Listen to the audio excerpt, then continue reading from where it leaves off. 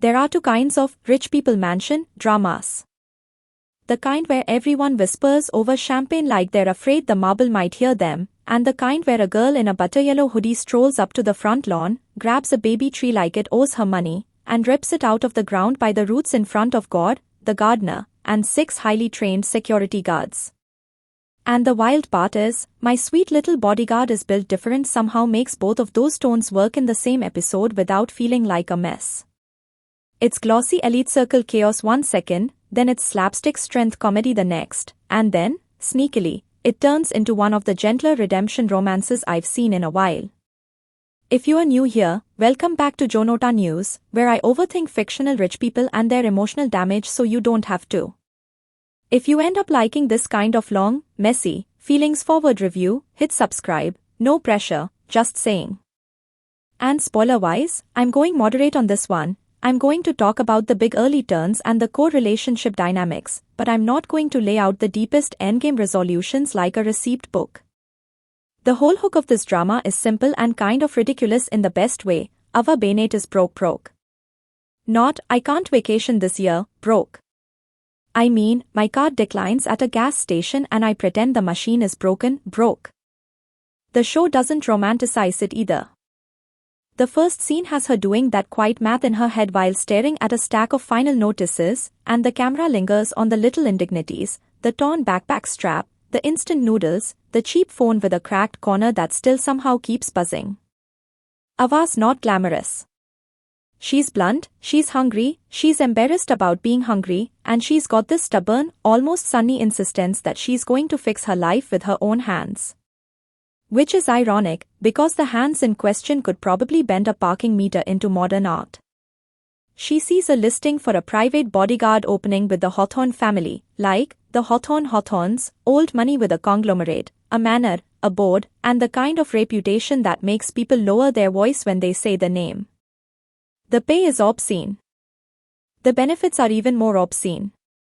On paper it's the kind of job that's clearly meant for ex-military, ex-secret service, someone with a buzzcut and a 1,000-yard stare. Ava shows up anyway, in that butter yellow hoodie, canvas backpack, sneakers that have seen better days, hair shoved into a messy tie like she got dressed during a small emergency. And the show knows exactly what it's doing with the way everyone looks at her. Hawthorne Manor is shot like a museum that got bored and decided to become a prison. It's all cold symmetry and tasteful wealth. The front yard is manicured like it's afraid of being accused of growing wrong. The guards are lined up, the butler is standing there like a human exhale, and the camera does that slow sweep across their faces as they clock Ava and instantly file her under, lost delivery girl. Then Ava sees the small tree. This is the moment that sold me, because the comedy isn't just, she's strong. It's the specificity of her decision-making. One of the guards, this guy Rawag, head of security, jaw clenched like a staple, smirks and tells her the position requires demonstrable capability. He gestures toward the training area. He expects her to embarrass herself on some polite obstacle course. Ava glances at the tree like she's assessing a problem. She pushes her hoodie sleeves up, plants her feet, and just grips the trunk. The sound design here is nasty in a satisfying way. You hear bark creak. You hear the soil tear. There's this low little musical note that ramps like a prank about to land. And then, pop, she yanks the whole thing out. Roots, dirt, worms, the whole private estate ecosystem. She staggers back half a step only because it's awkwardly shaped, not because it's heavy. And she says, "Dead serious, do you want me to put it back?" Nobody speaks. A leaf falls. The butler's eyebrows move approximately 1 millimeter, which in butler language is basically a scream. And right there, the drama sets its thesis. These people live in a world of decorum and control, and Ava Bennett is going to tear that up by the roots. But here's the trick, the show doesn't let Ava become a cartoon. She's funny, yes, and absurdly strong, yes, but she's also immediately framed as someone whose strength is inseparable from desperation. She's not doing this for ego. She's doing it because she needs the salary, bonuses, living expenses. She literally lists them out with this shameless honesty that's almost refreshing.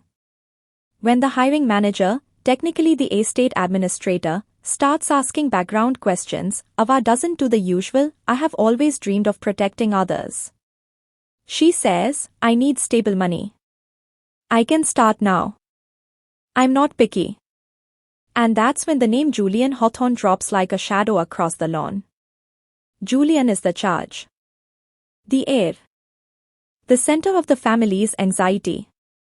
He used to be the son in this universe, a prodigy, a public darling, the kind of kid who's on magazine covers at 19 for being the future of American industry. Then the car crash happened, and now he's in a wheelchair, locked away in the West Wing of the manor like a gothic rumor. The show doesn't even show his face at first. It shows the West Wing corridor, darker, colder, the wallpaper slightly older, like the house itself gave up on that side. The staff speak about him in careful fragments. No visitors. No conversation. No stepping outside. Doctors have tried. Therapists have tried. Family members have tried. He rejects all of them with a kind of silent, suffocating finality. So naturally, Ava meets this information and decides the first thing she should do is kick his door open. I'm not exaggerating. She doesn't knock and gently coax. She walks to his suite, sees the guards posted there like they're guarding a vault, and she just goes, move. They don't.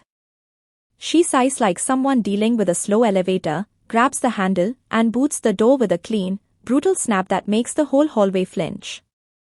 And this is where the drama takes a risk that I actually respect. It lets Ava be wrong-footed emotionally even as she's physically unstoppable. Because she storms in expecting, what? A spoiled rich boy throwing a tantrum. A moody heir with too much time. But what she finds is a room that looks like it's been holding its breath for months. The curtains are drawn so tight the daylight is reduced to a thin, dusty line. There's a faint stale smell of medication and cold coffee. The only sound is the low hum of some expensive air purifier working overtime like it can scrub grief out of the air. Julian is there, in profile, in the wheelchair. And he doesn't look dramatic. He looks gone. Like his body is present but the person inside took a step back and locked the door. The actor playing Julian does this thing with his eyes that I kept noticing across episodes. He doesn't blink normally in that first confrontation. He blinks like it costs him something. And when he finally looks up at Ava, the expression isn't anger first. It's offense.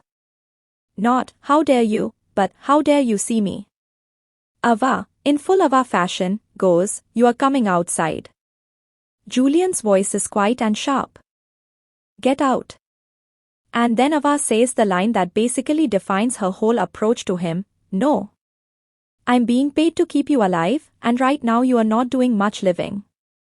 That's the kind of line that in a Wars show would feel like a motivational poster threatening to happen. But here, it lands because Ava isn't delivering it like a therapist. She's delivering it like someone who has had to drag herself through life by the collar. There's no pity. There's no awe. It's just blunt insistence. Still, I'm going to give a contrarian take right now. Ava's methods are not automatically heroic just because Julian is miserable. A lot of viewers, I think, watch this and go, yes. Finally someone strong enough to break his walls. And emotionally, I get it. Dramatically, it's satisfying. But the show is also flirting with a very thin line, because there's a difference between helping someone out of isolation and forcibly overriding their autonomy because you've decided you know best. The reason I'm okay with it in this drama is because it doesn't pretend that line isn't there. Julian reacts like someone whose boundaries have been violated, because they have been. Ava's strength isn't framed as purely cute, it's framed as disruptive. And the show spends the next several episodes making Ava earn the right to be in his space, not by becoming softer, but by becoming more aware. But in that first moment, Ava earns nothing. She just acts. Julian tries to wheel himself back, to angle away, to make himself smaller. Ava walks up, grabs the wheelchair handles, and lifts the whole chair, him included, like it's a piece of carry-on luggage. The camera goes low angle to sell the absurdity. Julian's hands clamp on the armrests. His knuckles go white. His voice finally cracks into something louder. Put me down. Ava says, no, like she's refusing to share fries. And then she carries him. Down the hallway. Past the guards who look like their training manuals just caught fire. Past the butler whose face is doing a whole internal monologue while remaining perfectly professional. Down the main stairs, yes, the stairs, because Ava is apparently built out of rebar and audacity. And she pushes open the front doors of the manor and steps into full sunlight. This is one of those mini-scenes where the drama actually gets kind of beautiful against its own comedic premise. The light outside is warm and overexposed for a second, like Julian's eyes literally can't process it. He squints, his jaw tight. The soundtrack drops out the comedic bounciness and gives you this thin, trembling string note. Ava sets the wheelchair down with surprising gentleness, and for a beat she stands there, hands on the handles, like she's anchoring him to the world. Julian doesn't say, thank you. He doesn't have a sudden breakthrough. He looks humiliated. Exposed. Angry. He grips the wheels like he's trying to dig trenches into the stone path. And Ava, instead of celebrating, just says quietly, see? The sun didn't kill you. It's such a dumb line. It's such an Ava line. And it's also, weirdly, the first moment Julian is forced to exist in the present tense. Now here's where the rich people machine kicks in, because Julian being dragged outside isn't just a personal moment. It's a political event. The Hawthorne family is not a cozy unit. It's an empire with blood ties. You've got the patriarch, Franklin Hawthorne, who's technically alive and technically in charge, but mostly communicates through assistants and board meetings like he's become a corporate ghost. You've got Celeste Hawthorne, Julian's stepmother, who runs the manor like a kingdom and smiles like a knife that's been polished. You've got Vivian Hawthorne, Julian's aunt, who plays neutral but has the eyes of someone always counting exits. And then you've got Miles Hawthorne, Julian's cousin, who acts like the friendly golden retriever of the family but has this slick ambition leaking out of every joke he tells. Julian's accident created a vacuum, and everyone around him has been quietly deciding what to do with that empty space. That's why Ava's hiring is controversial. Rawak doesn't like her because she's untrained, unpredictable, and humiliatingly competent. Celeste doesn't like her because Ava isn't impressed by wealth, and people like Celeste live off being impressed at. Miles doesn't like her because Ava's presence makes Julian's recovery, physical or public, more possible, and Miles has been enjoying the fact that Julian isn't at the table. So when Ava drags Julian into the sunlight, it's like she's pulled a pin on a grenade that's been sitting under the family for a year. And Ava, of course, doesn't understand any of this yet. She's still in job equals money mode. She's like, cool, I did the thing, pay me. Meanwhile, the manor staff are treating her like an oncoming storm. One of my favorite running bits is the way the butler, Mr. Kincaid, responds to Ava's chaos with perfect, silent adaptation. He never scolds her. He never indulges her. He just adjusts the world around her like he's used to impossible people. When Ava asks where she's supposed to sleep, he says, the staff quarters, and she goes, I'll take the couch near Julian's door, and Kincaid doesn't argue. He simply says, very well. And later you see him quietly instructing a maid to bring an extra blanket because he already knows Ava is going to fall asleep in a chair like a guard dog. The show's comedy really shines in these micro-reactions. It's not sitcom punchlines, it's the contrast of manners versus chaos. But the romance engine starts almost immediately, and not in a gushy way, in a collision way. Julian hates Ava's guts after day one. He calls her a barbarian. He tells her she's not a bodyguard, she's a kidnapper. He tries to get her fired with this cold, clipped intensity that almost feels like he's trying to prove he still has power over something. Ava responds by reading his manipulation attempts like they're written in crayon. You are trying to scare me, she says. It's not working. Then she adds, also, I already signed the contract. And yes, the contract becomes a character. The Hawthorne legal department basically shackled Ava to Julian for a full year with enough NDAs to gag an entire city. Ava, who didn't read half of it because she was blinded by the salary number, finds out she can't quit without paying a penalty that would ruin her life. So when Julian tries the classic, I'll make you miserable until you leave, Ava is forced to stay. That's not romantic. That's a pressure cooker. And that's why it works. Because their bond isn't built on, he's cold, she's warm. It's built on two people who feel trapped in different ways, recognizing that in each other. Ava is trapped by poverty and obligation. Julian is trapped by trauma, by a body that doesn't feel like his, by a family that treats him like a brand asset. Ava's strength is literal, but it's also symbolic, she has forward motion. Julian's wealth is literal, but it's also symbolic, he has a cage made of gold and expectations. The show keeps throwing that contrast in your face until it stops being a gimmick and starts being kind of painful. Because you realize Julian isn't just grumpy. He's grieving a whole identity. There's this scene in episode 2 that hit me harder than I expected, and it's so small. Ava is assigned to help him with his morning routine because he fired his last attendant. Julian refuses. He tries to do everything himself, and you can see the effort costing him. His hands tremble when he reaches for a book on the bedside table. The camera stays tight on his fingers slipping, the book hitting the floor with a heavy thud that feels like an insult. Julian just stares at it like the universe is laughing. Ava, trying not to make it a thing, says, "Want me to grab it?" Julian says nothing. Ava waits. Then she steps forward, picks it up, and places it back without looking at him like she's trying to give him dignity through casualness. And for a split second, Julian's face does this tiny flicker, not gratitude exactly. More like relief, immediately swallowed by shame. That flicker is the whole show to me. That's the wound. That's what Ava keeps poking without knowing. Now, let's talk about how the drama uses strength comedy without turning Ava into a circus act, because that's a delicate balance and the 2026 production value really helps. The stunts are shot clean. You can tell they're not relying on shaky cam to hide everything. Ava's feats are exaggerated but consistent, she doesn't randomly become Superman, she's just always operating at a level that makes everyone else look like they're moving through molasses. There's an early training yard sequence where Rawak tries to test her with a sparring drill, clearly hoping she'll either get hurt or look foolish. Ava keeps apologizing while effortlessly redirecting his attacks. Sorry, she says as she sidesteps.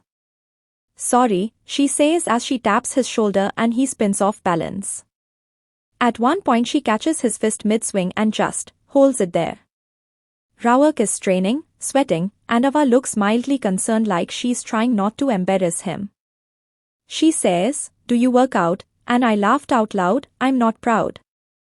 It's such a rude line for how polite she sounds. But again, the show doesn't let Ava be purely untouchable.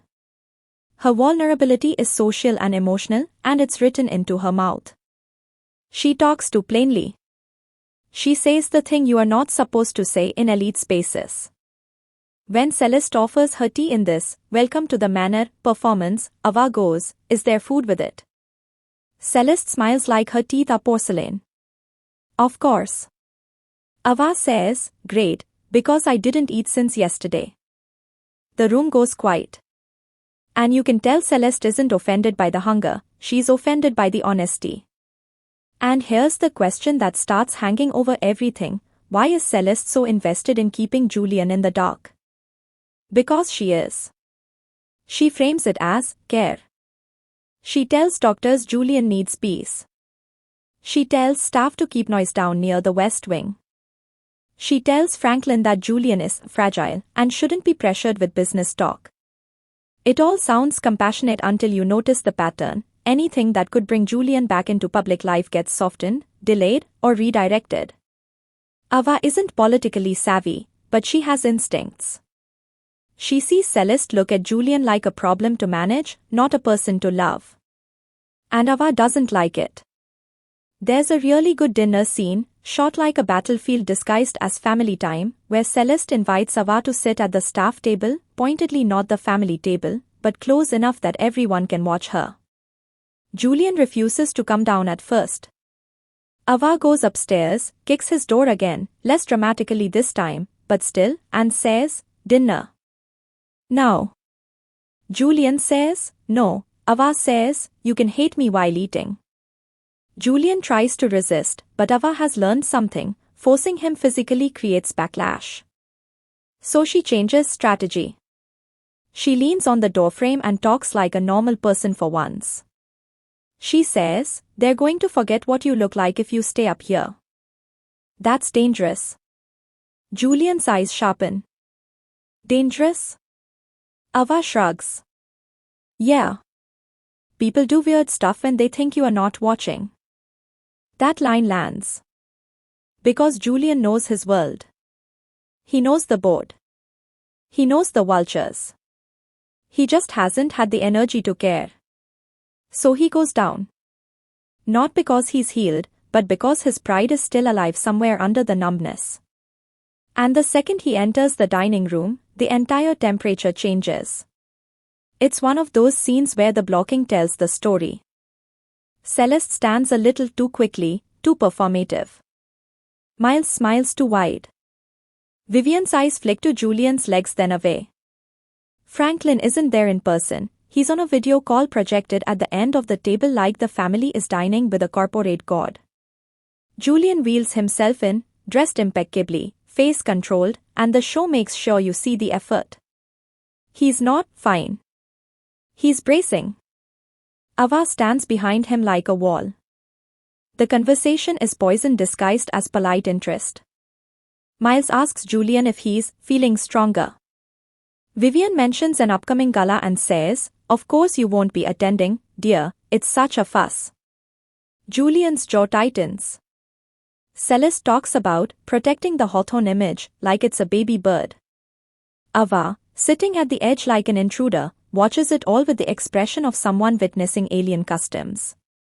And then Franklin, through the screen, says something that snaps the whole scene into a new level of stakes. He announces the board is pushing to name an interim acting heir for the next fiscal year to stabilize investor confidence. Interim acting heir.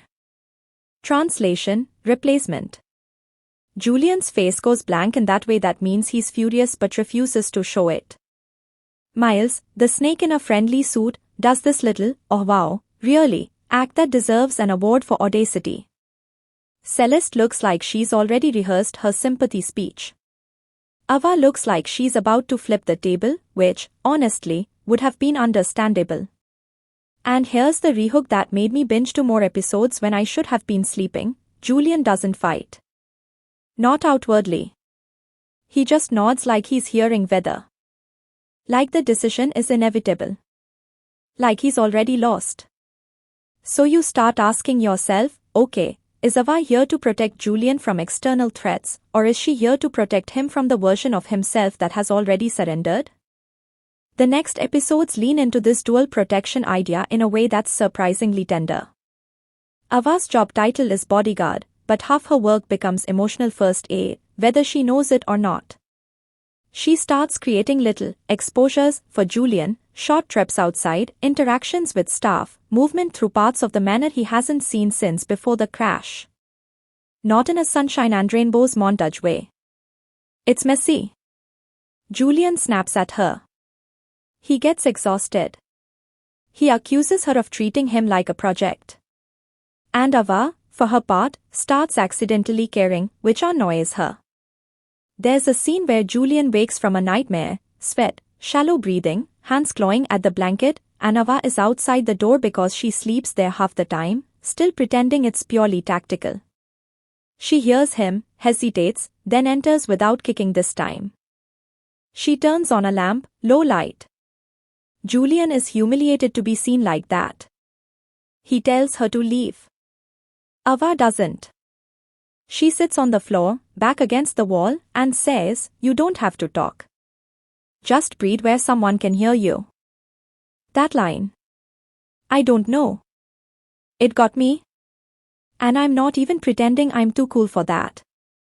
There's something about a character who isn't trained in comfort still choosing to stay that feels more sincere than perfect therapy talk.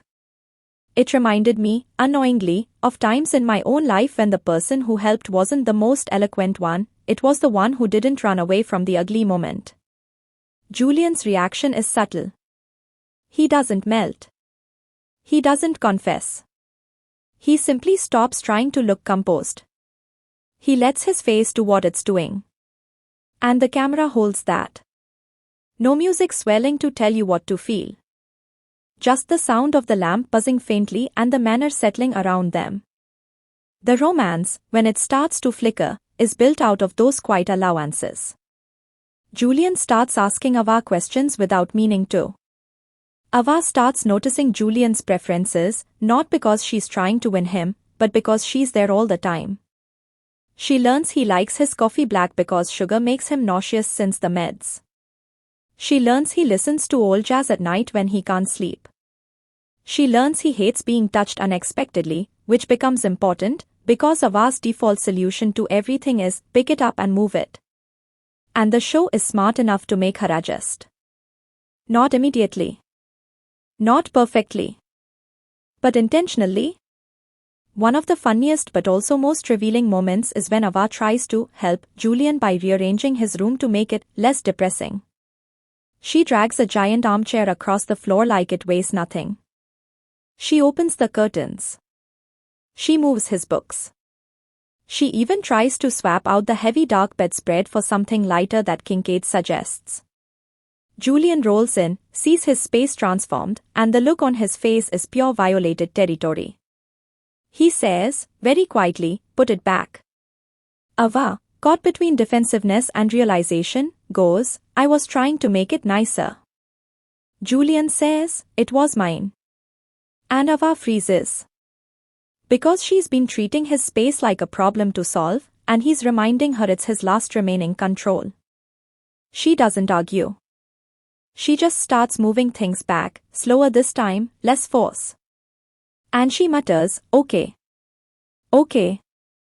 I get it. It's not an apology speech. It's a behavioral shift. That's growth. That's the show quietly earning its redemption theme without lecturing you. But while Ava and Julian are doing this 2 steps forward 1 step back intimacy dance, the Hawthorne power struggle is tightening like a belt.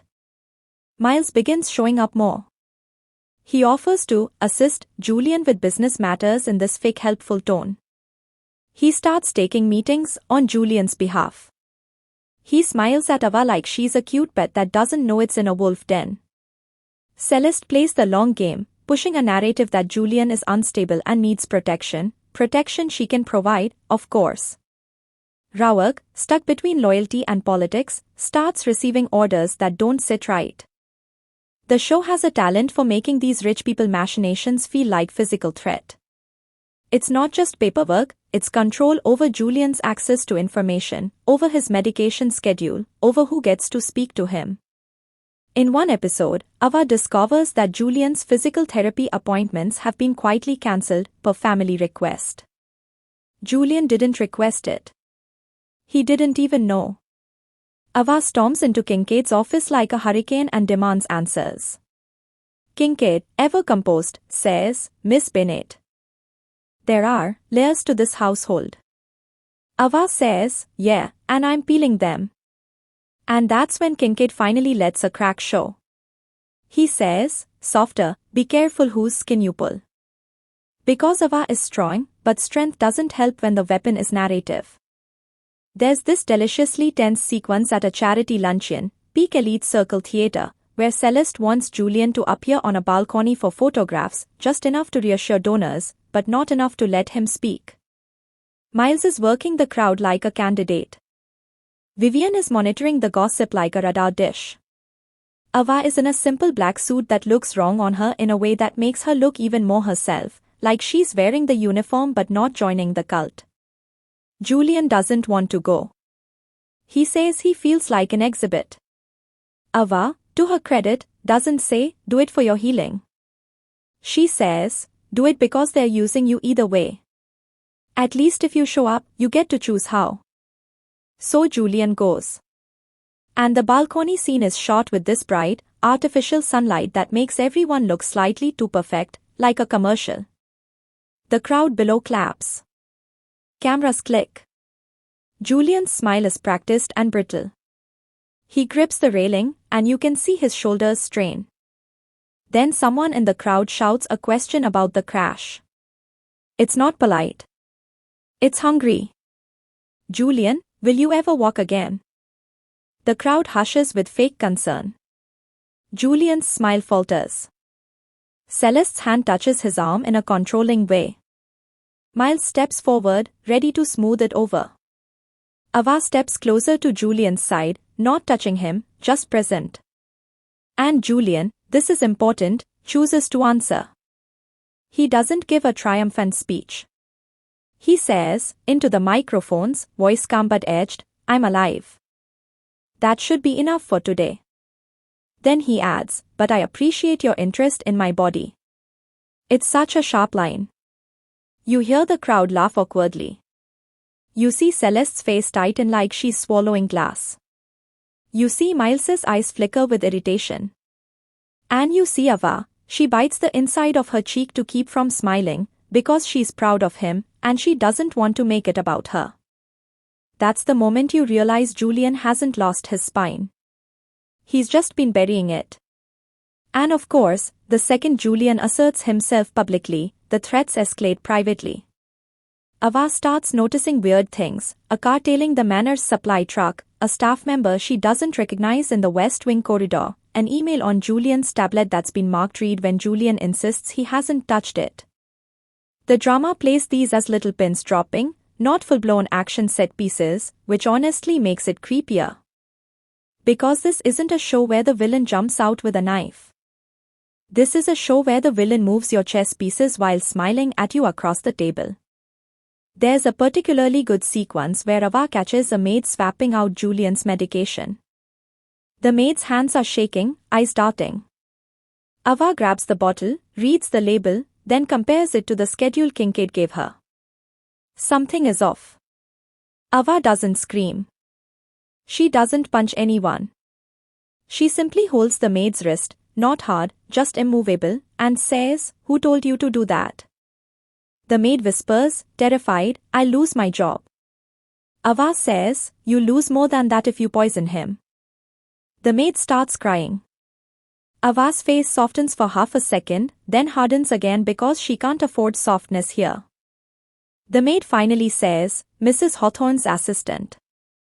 She said it was, to help him sleep. To help him sleep becomes the most chilling euphemism in the show. Because you start realizing Julian's isolation wasn't just depression. It was facilitated, encouraged, chemically supported. And now Ava isn't just dragging Julian into sunlight. She's dragging the truth into it. The tension between Ava and Julian shifts after this discovery. Julian is furious, not at Ava, but at himself for not seeing it. He lashes out anyway, because that's what pain does when it needs a target. He tells Ava she's making things worse. He tells her she doesn't understand how powerful his family is. He tells her she's going to get crushed. Ava, exhausted, snaps back, "I've been crushed before. It didn't stick." And then, this is one of those emotional payoffs that sneaks up on you. Julian asks, very quietly, "Why are you really here?" Ava starts to say, "Money, because that's her armor." But she hesitates. The actor playing Ava makes this hesitation feel physical, like the words catch in her throat. She ends up saying, "At first, money. Now, I don't know. Because you are in trouble. Because they're doing something to you. Because you looked like someone left you in a room and forgot you were a person." Julian's eyes flick down. His voice cracks just a little. They didn't forget. And that line is the trapdoor under the whole romance. Because it tells you he's been aware, at least on some level, of being managed. He just didn't know how to fight it. Or he didn't think he deserved to. The drama's title is goofy, but the emotional spine is not. It's about a person who has decided they're not worth saving meeting a person who saves people like it's an instinct, and then both of them having to learn the difference between rescue and respect. Somewhere around the middle stretch, the show starts giving Ava her own shadows, and I appreciated that it didn't make her a pure sunshine cure. We learn she's been bouncing between jobs because she can't tolerate being looked down on. We learn she's been sending money to her younger brother, No, who's in a rough situation she refuses to fully explain at first. We learn she's carrying medical debt tied to someone she loves, and she keeps calling it a stupid mistake because calling it love would make it too vulnerable. And you see how her strength became her identity. When you are strong, people ask you to carry things. When you carry things, people stop asking if you are okay. Ava is used to being useful. She isn't used to being cared for. Julian, ironically, becomes the first person who notices when she's running on empty. There's a late-night kitchen scene, again, small, intimate, devastating in its simplicity. Ava is raiding the pantry because she's been too busy to eat, shoving food into her mouth over the sink like she's hiding from shame. Julian wheels in silently. The lighting is soft, fridge glow, the rest of the men are asleep. Ava freezes with a piece of bread in her hand like she's been caught stealing, even though she literally lives there now. Julian looks at her and says, "Do they feed you?" Ava scoffs, embarrassed. "Yeah. I just forget." Julian pauses. Then he says, with this flat honesty, "Forgetting is also a way of hurting yourself." Ava's expression shifts. She wants to joke it off. She wants to say, "Don't psychoanalyze me, rich boy." But she doesn't. She just leans back against the counter and says, "Quieter, I'm fine." Julian replies, "That's what I said. For months." And there it is. The mirror. The mutual recognition. Now, I'm not going to pretend this show is perfect. It's a light comedic redemption short drama, and sometimes you can feel the short drama pacing in the way conflicts stack quickly. A suspicion is raised, then confirmed, then escalated within an episode. Some side characters are sketched broadly at first, Miles especially plays a little too slick early on. But the performances keep pulling it back into something grounded. And the director has a really good eye for using space to show power. Julian's West Wing suite is framed like a box. When Ava starts getting him out, the camera starts giving him wider shots. It's not subtle, but it's effective.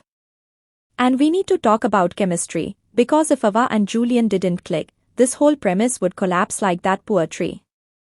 The chemistry here isn't sparkly banter 24/7. It's friction and curiosity. It's Julian trying to maintain dignity while Ava refuses to treat him like glass. It's Ava trying to pretend she doesn't care while she learns his tells. It's those little moments where Julian's sarcasm meets Ava's literal-mindedness and they both end up laughing despite themselves. There's a scene where Julian makes a cruel joke to push her away, something like, "How much do you charge per heroic act?" And Ava just stares and says, "Overtime is time and a half." Julian blinks, thrown. Ava adds, "Also, your insult game is mid." Julian actually snorts. Like an actual, involuntary snort. He looks offended that it happened. Ava looks delighted that it happened.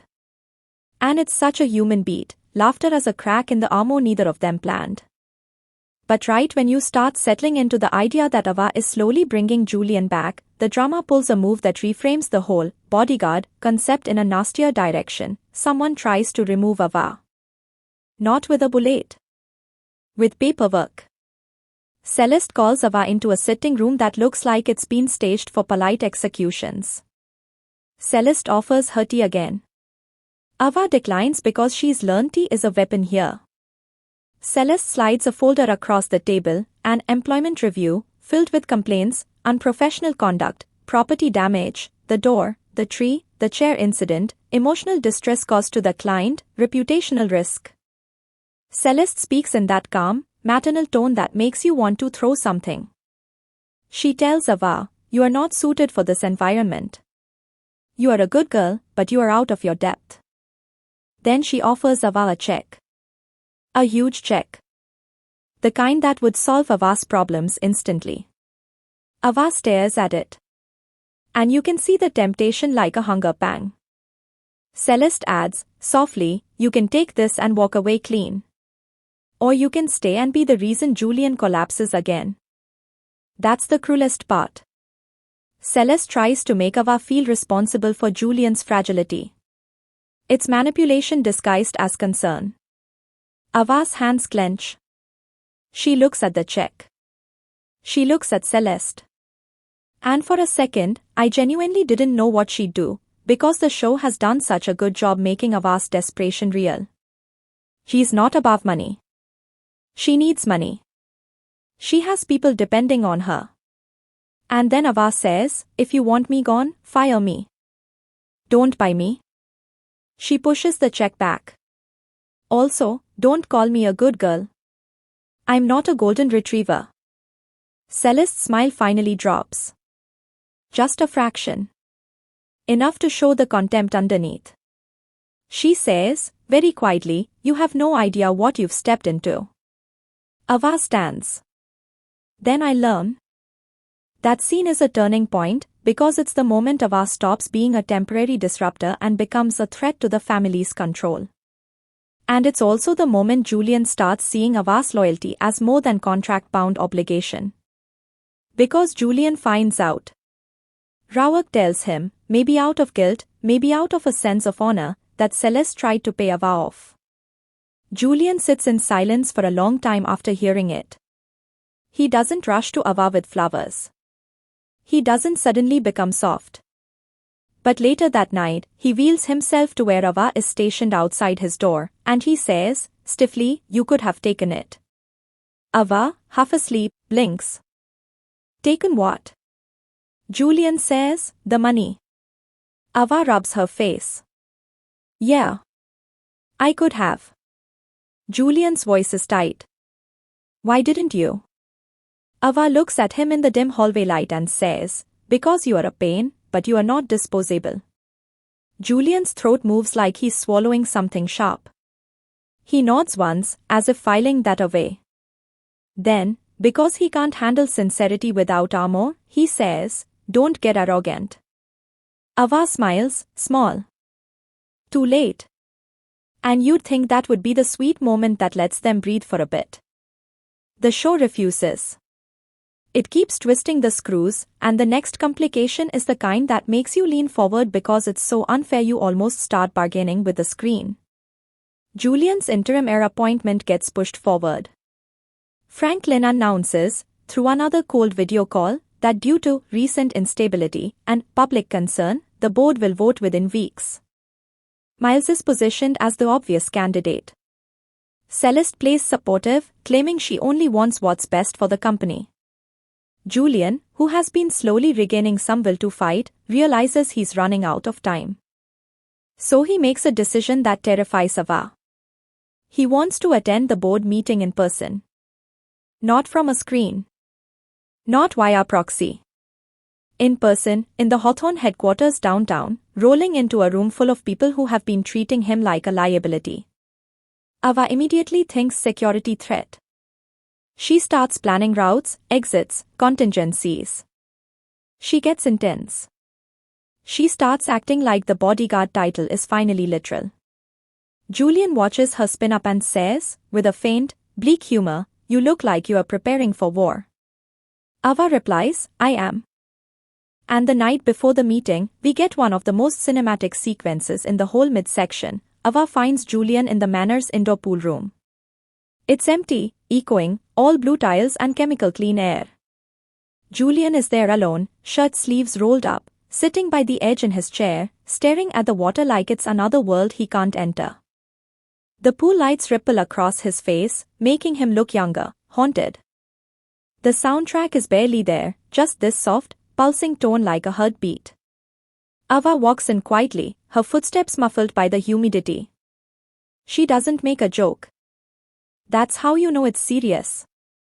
Julian says, without looking at her, do you think I'm weak? Ava stops. Her expression tightens because she knows this isn't a fishing for compliments question. It's a knife question. The kind where the answer changes how someone sees themselves. She says, carefully, I think you're hurt. Julian's jaw flexes. That's not what I asked. Ava steps closer, grips the back of his chair, not moving it, just anchoring herself. Weak is when you hurt people because you can. You don't. You just stopped showing up. Julian laughs once, bitter. That's your definition? Ava says, yeah. It works for me. Julian finally looks up at her. And the actor does something devastating here. Julian's eyes shine, but he refuses to let a tear fall. He says, if I go in there tomorrow and they look at me like I'm broken, I don't know if I can. Ava cuts him off, not harshly, but firmly. Then don't go in there to win them. Go in there to take up space. They don't get to pretend you are dead. That line is the emotional mission statement. And it's also the moment where you can feel their bond shifting from, I'm dragging you into sunlight, to, I'm standing beside you while you step into it. But just when you think the board meeting is going to be the big set piece, the show drops a quieter, nastier bomb right before it, and it changes the texture of everything. Ava gets a call from her brother. No is in trouble? Real trouble? The kind Ava can't fix with a paycheck. The kind that yanks her back into the life she's been trying to outrun. The call is short handheld, more intimate, less glossy, like the show is reminding you that Ava's world isn't all marble and chandeliers. Her face goes pale. She steps into a stairwell, voice low, and you hear just enough to understand the stakes without the show spelling every detail out. No is scared. Someone is threatening him. Ava promised she'd help, and now the timing is impossible. She hangs up and leans her head against the wall, eyes squeezed shut, breathing through panic. For the first time, her strength looks useless. And the question that starts burning is brutal: what happens when the bodyguard, the unbreakable force, has a crack that the Hawthorns can exploit? Because yes, someone notices. Rawak sees Ava's distraction. Kincaid clocks her shaken posture. And Celeste, who seems to have eyes everywhere, chooses that exact moment to request Ava's presence for a private discussion about her future at the manor. Ava, caught between Julian's board meeting and No's crisis, has to make a choice under pressure. And Julian, rolling toward the biggest confrontation of his life, doesn't even know his strongest support system is being pulled into directions at once. So when Celeste's assistant shows up with that crisp little, Mrs. Hawthorne would like a word, Ava is already vibrating with stress, and the show frames it like a chess move instead of a conversation. The camera follows Ava down a corridor that suddenly feels narrower than it did before, and you can hear the manners quiet in an annoying way, like the house is eavesdropping. Ava's shoulders are squared, but her eyes are somewhere else, half on Julian's upcoming board meeting, half on her brother's shaky voice still echoing in her ear. Celeste chooses the sitting room with the pale upholstery and the massive window that looks out over the estate like it's a painting of control.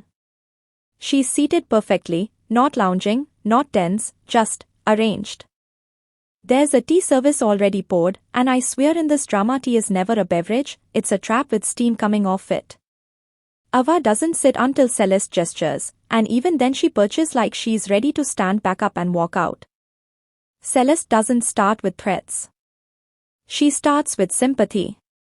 That's what makes her so effective. You look tired, Ava, she says, like she's a mother, like she cares. I can't imagine how demanding Julian must be. Ava's jaw tightens, because even the empathy is an insult, this soft framing of Julian as a burden and Ava as the poor little helper. Ava answers honestly, which is her superpower and her curse. He's demanding. But that's not the problem. Celeste's eyes flicker at that. Then what is?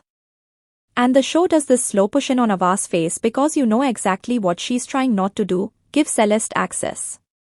Ava says, I'm not discussing my personal life with my employer's family. Celeste smiles in a way that doesn't reach her eyes. That's admirable. Unfortunately, your personal life has a habit of becoming the family's business when it poses a security risk. Then she slides a second folder onto the table.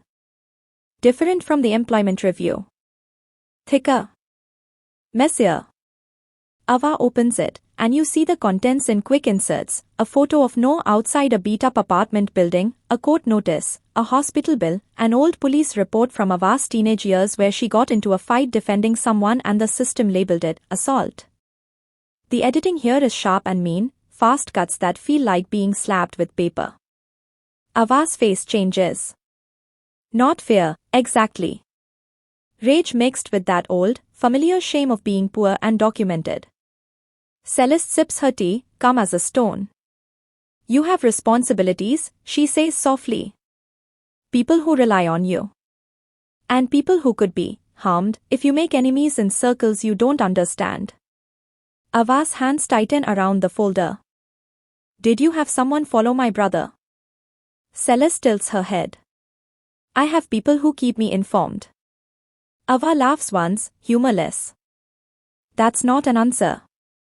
The air in the room goes cold, and this is the first time Celeste drops the motherly tone.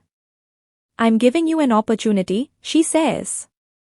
You can step away from Julian. Quietly. Cleanly. And I can make certain distractions disappear.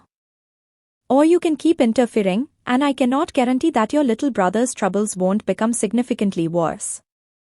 That's the moment Ava stops being amused by the Hawthorne family's political theater. That's the moment it gets personal in a way Ava can't bench press out of. And it's also where the show forces Ava into the ugliest kind of dilemma. She can protect Julian, or she can protect No, and Celeste is betting that Ava's heart is a lever. The thing I loved about the acting here is that Ava doesn't deliver a speech. She doesn't go right yes. She actually goes still. Her eyes are bright, her breathing shallow, and you can see the internal math. How much money she needs. How much danger known is in. How close Julian is to getting replaced. How Celeste's power feels endless. Then Ava closes the folder carefully, like it's toxic, and pushes it back. You don't get to threaten my family, she says. Her voice is low, almost conversational, but the threat is real. Celeste's expression barely changes. I'm not threatening. I'm advising. Ava stands. Then here's my advice. Don't touch my brother again. Celeste looks up at her, unbothered. Miss Bennett, you are very strong. But strength has its limits. Ava leans forward a fraction, eyes hard. Then it's a good thing I'm not the only thing you should be afraid of. And she walks out, leaving Celeste sitting in her little throne of tasteful furniture, which is satisfying for like half a second, until you remember Celeste didn't need Ava to accept the deal for it to work. She just needed Ava distracted. Because the next scene cuts straight to Julian's schedule being adjusted. The morning of the board meeting, Hawthorne Manor feels like it's holding a ceremony. Staff are moving too quietly. Security is doubled. Kincaid is in full orchestration mode. Julian is dressed in a tailored suit that fits perfectly while still looking like armor, and the way he checks his cufflinks is so controlled it's almost heartbreaking. He's trying to be the old Julian because the old Julian is the only version the world respects. Ava is meant to be his shadow today. That's her job, and at this point it's also her chosen commitment. She's in her suit, hair pulled back, earpiece in, she looks like a professional now, but the show never lets you forget she's still the girl in the hoodie underneath. She checks the route, checks the vehicle, checks the perimeter. Rauak watches her with this complicated expression like he doesn't know whether to admire her or resent her. And then Kincaid approaches with a sealed envelope and that perfect, polite tone that usually signals disaster. Miss Bennett, he says, there has been an urgent request. Ava takes the envelope, opens it, and her face drops. It's a summons, basically. A notice that due to security protocol violations, she must report to the estate administrator for immediate review. Today. Right now. During the window when Julian is supposed to leave. Ava looks up sharply. This is bullshit. Kincaid's eyes flick, just barely, toward the security cameras in the hallway. There are procedures. Ava turns to Rawak. You know this is timed. Rawak's jaw clenches. He's loyal to the family's structure, but not blind. I don't make the orders, he says. Which is a cowardly line, and the show knows it, because the camera stays on Ava's face as she absorbs that betrayal. Julian rolls out of his suite, ready, and sees Ava's expression. What's wrong? He asks, too sharply. Ava hesitates. And this is where she tries to do the noble thing and ends up doing the dangerous thing. She says, nothing. Just paperwork. I'll catch up. Julian's eyes narrow. Ava. She forces a smile that doesn't convince either of them. Go. Don't be late. Julian looks at her for a long beat. His pride wants to accept the lie. His fear wants to demand the truth. And his growing trust, this fragile, new thing, makes him say, you are coming with me. Ava's throat tightens. She wants to. But she can't ignore Noah's situation, and she can't ignore that Celeste is clearly trying to isolate Julian. Ava makes a choice that you can argue about, and I've seen people argue about it like it's sports.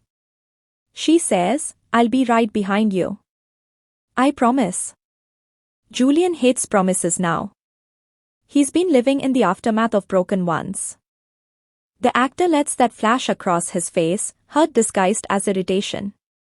Fine, he says coldly. Do what you want. And then he leaves without her. That's the pivot. That's the moment where you can feel the drama's tone tilt from light comedic redemption to, oh, okay, we are playing with real stakes now. And the scariest part is, nothing explodes immediately. The threat isn't loud. It's surgical. Ava marches to the administrator's office expecting an argument. Instead, she finds herself stalled in a bureaucratic maze. Forms. Questions. Accusations about property damage. A lecture about professionalism. It's all designed to consume time. Ava realizes it halfway through, and her patience snaps. She stands up so fast the chair skids. This is a delay tactic, she says. Where is Julian? The administrator, a slick guy named Peter Lyle who smiles like he's never been punched, says, Mr. Hawthorne is in the care of the Hawthorne security detail. You are not authorized to leave until we resolve? Ava doesn't even let him finish. She walks out. Not politely. Not carefully. She just goes.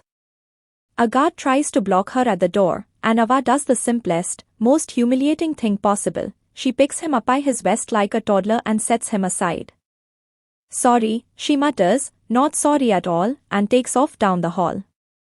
And yes, it's funny, because it's Ava, and watching a wealthy estate try to handle her with rules is like watching someone try to catch a tornado in a filing cabinet.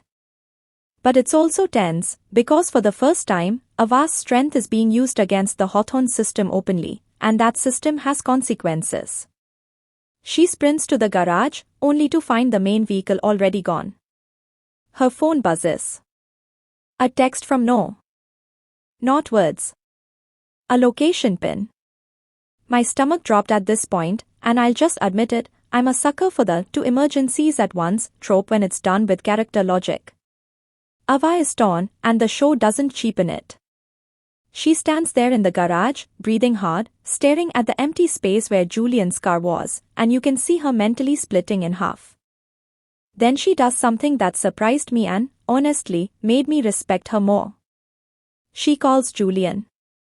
He answers on the second ring, but his voice is clipped. What? Ava says, they stalled me. Celeste is making moves. You need to be careful.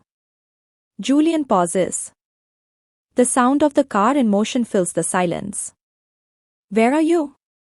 Ava looks at Noah's location pin again. I have to handle something personal.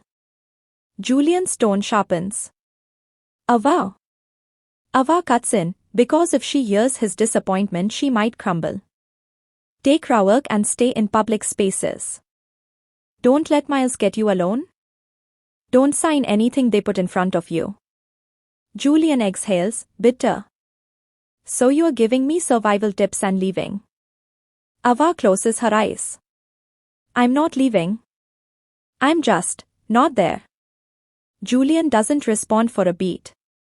Then he says quietly, that's the same thing. And he hangs up. If you've ever had someone you care about misunderstand you because you didn't have time to explain, that line hits like a bruise. Ava stands in that garage with her phone in her hand, and you can see the guilt swallow her. But then she looks at the location again, and she runs. This is where the drama does one of its best tonal pivots. It takes Ava out of the manicured wealth world and drops her back into her real life. The city sequence is shot with a grittier lens, less glow, more harsh daylight, more noise. Ava takes a cab because she doesn't have time to arrange anything else, and the cab driver keeps glancing at her in the rearview mirror because Ava is sitting there in a suit, fists clenched, breathing like she's about to bite through a wall. She arrives at a strip mall parking lot that looks like every bad decision you've ever made at 2 a.m. The sky is too bright. The asphalt is cracked. There's a liquor store, a closed nail salon, and a laundromat with flickering signage. And there's Noah, standing near the edge, hands shoved in his hoodie pockets, face pale, eyes red like he's been trying not to cry. Ava's whole body changes when she sees him. This is her little brother, and suddenly she's not a bodyguard, she's a caretaker. She grabs him by the shoulders. Are you hurt? She demands. Noah shakes his head fast. No. Not yet. What do you mean not yet? And then a car pulls in. Slow.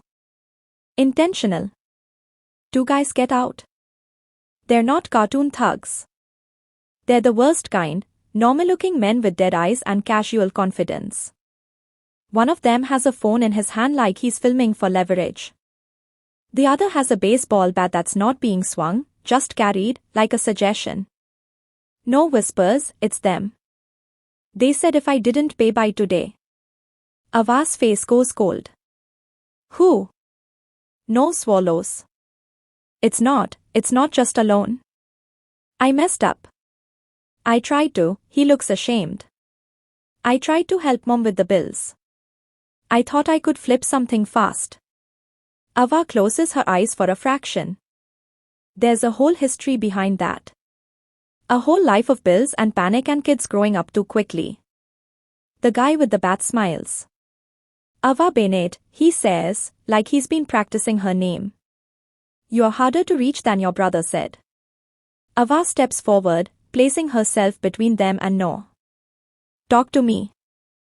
The guy filming laughs. We are. Pay up. Ava's mind does the math again. She has money now, technically, from the Hawthorne salary, but it's tied up in contracts and debts and she doesn't have access to a huge sum instantly. That's the point.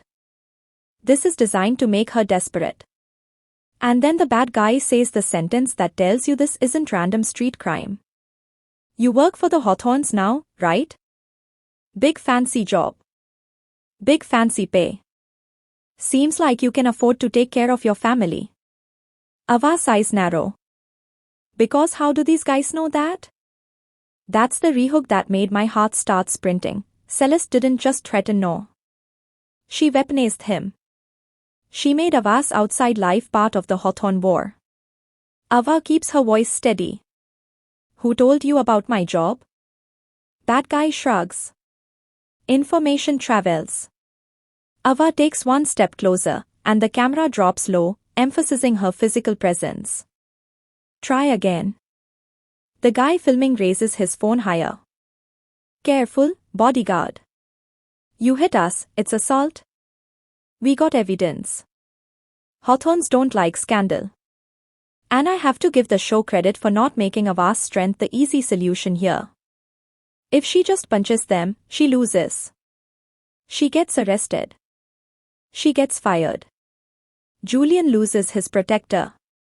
Celeste wins. So Ava does something smarter. She smiles. Not friendly. Predator smile. Okay, she says. Let's do this clean. She reaches into her suit pocket slowly, hands visible. The guy stands, thinking weapon. She pulls out her phone and dials a number.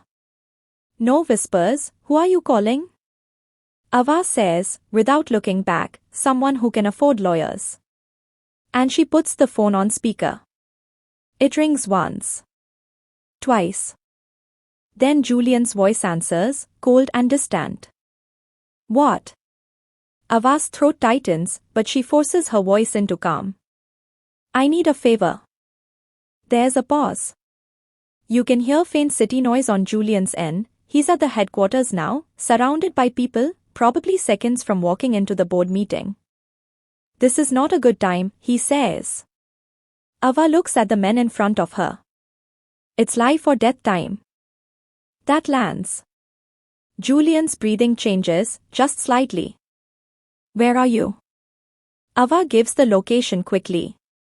Julian says, stay there. Ava almost laughs.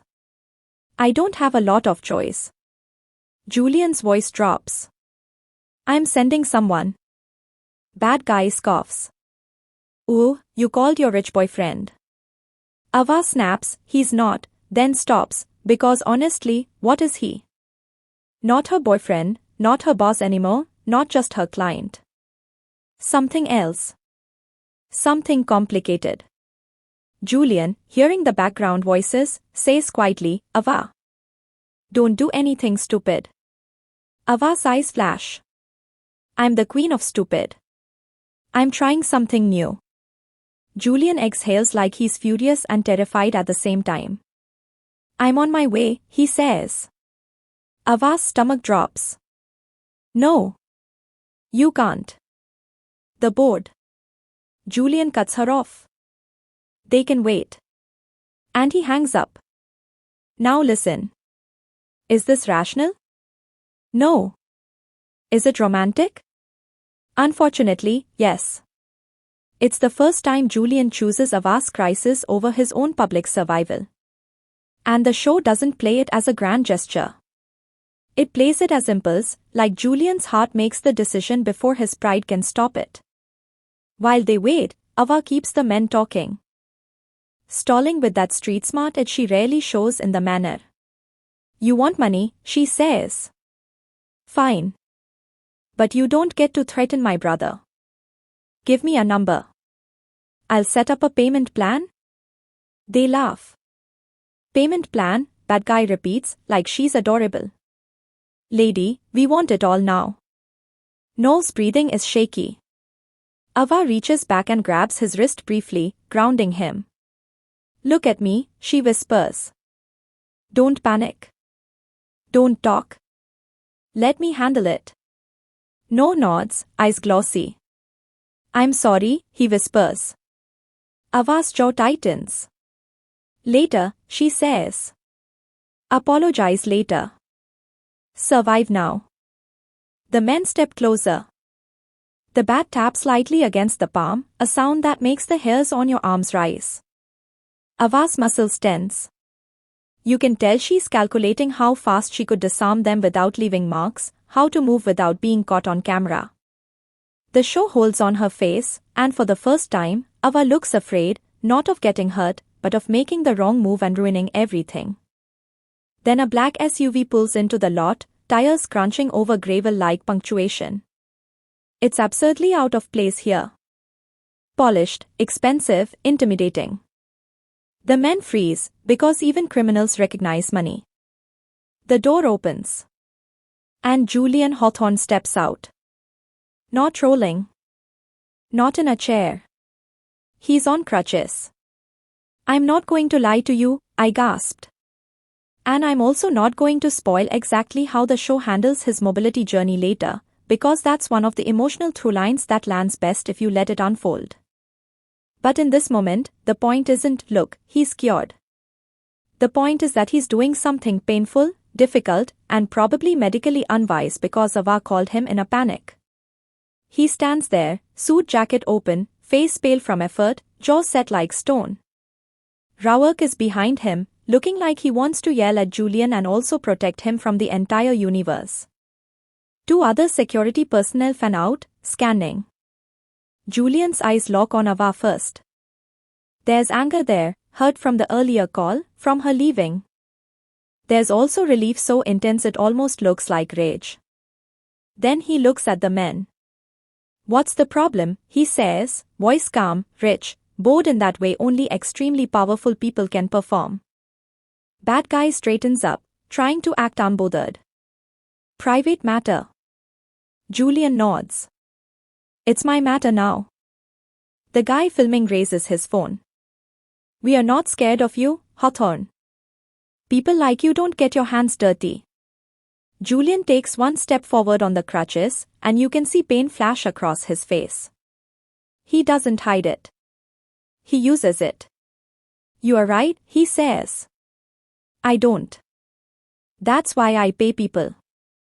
Rawak shifts slightly, and suddenly the vibe changes. It's no longer a parking lot confrontation. It's a power demonstration. Julian looks back at Ava. "How much?" he asks. Ava starts to protest. Julian's gaze sharpens. "Ava." She says the number quietly. Julian nods once, then reaches into his suit jacket and pulls out his phone. He doesn't even look at the men when he speaks. "Wire it," he tells someone on the other end, voice clipped. Then he adds, "and flag every transaction associated with these accounts. I want names." The guy filming laughs nervously. "You can't do that." Julian looks at him for the first time, and his eyes are icy. "Watch me." Ava's chest tightens. Because Julian's not just helping. He's showing her a kind of strength she doesn't have, institutional strength. Money as weapon strength. And he's using it for her. The money hits. The main's phones buzz. They glance down, startled by the speed. Bad guy tries to recover his swagger. "Pleasure doing business," he says, stepping back. Julian doesn't move. "You threatened a minor," he says, voice deadly calm. "You filmed intimidation. You leveraged my family's name. If you ever come near her again, you won't be dealing with a bodyguard. You'll be dealing with the Hawthorne legal department, and I promise you, it is less merciful than Ava Bennett." Ava snorts under her breath at that, despite herself, because the idea of her being merciful is kind of hilarious. But it's also true, Ava would end you quickly. Lawyers would end you slowly. The men leave. Fast. No exhales like he's been underwater. Ava turns on him instantly. "What did you do?" she demands, voice shaking now that the threat is gone. No flinches. "I didn't mean." Ava stops. She sees his face. She sees her own fear reflected in him.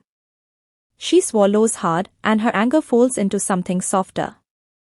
She pulls him into a quick, fierce hug, one arm crushing, the other hand gripping the back of his hoodie like she's anchoring him to the earth. "Don't do this alone," she whispers. "Ever." No's shoulders shake. "I didn't want you to worry." Ava laughs, wet and bitter. "Congratulations. Now I'm worried professionally." Julian watches them from a few steps away, leaning slightly on his crutches, face unreadable. Rawak hovers, uneasy, because Julian shouldn't be here. He shouldn't be standing. He shouldn't have left the headquarters. And yet, Ava finally turns to Julian.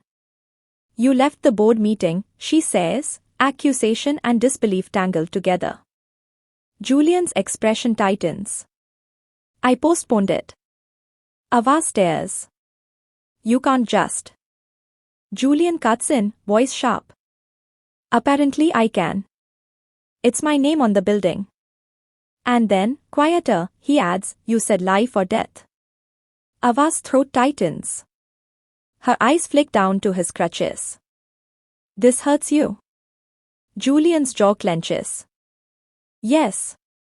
Ava steps closer instinctively, hands hovering like she wants to steady him but isn't sure she's allowed. Then why? Julian looks at her like she's missing the obvious. Because you called.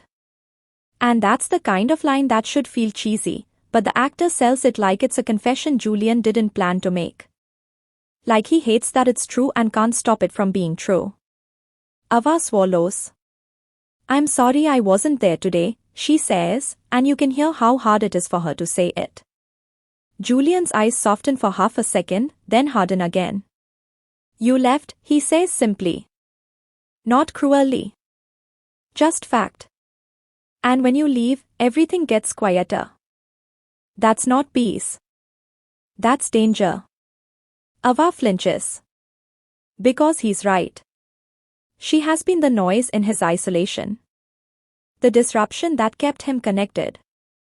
And she took that away at the worst time. No, awkwardly witnessing rich people romance tension in a parking lot, mutters, I can, go. Ava shoots him a look.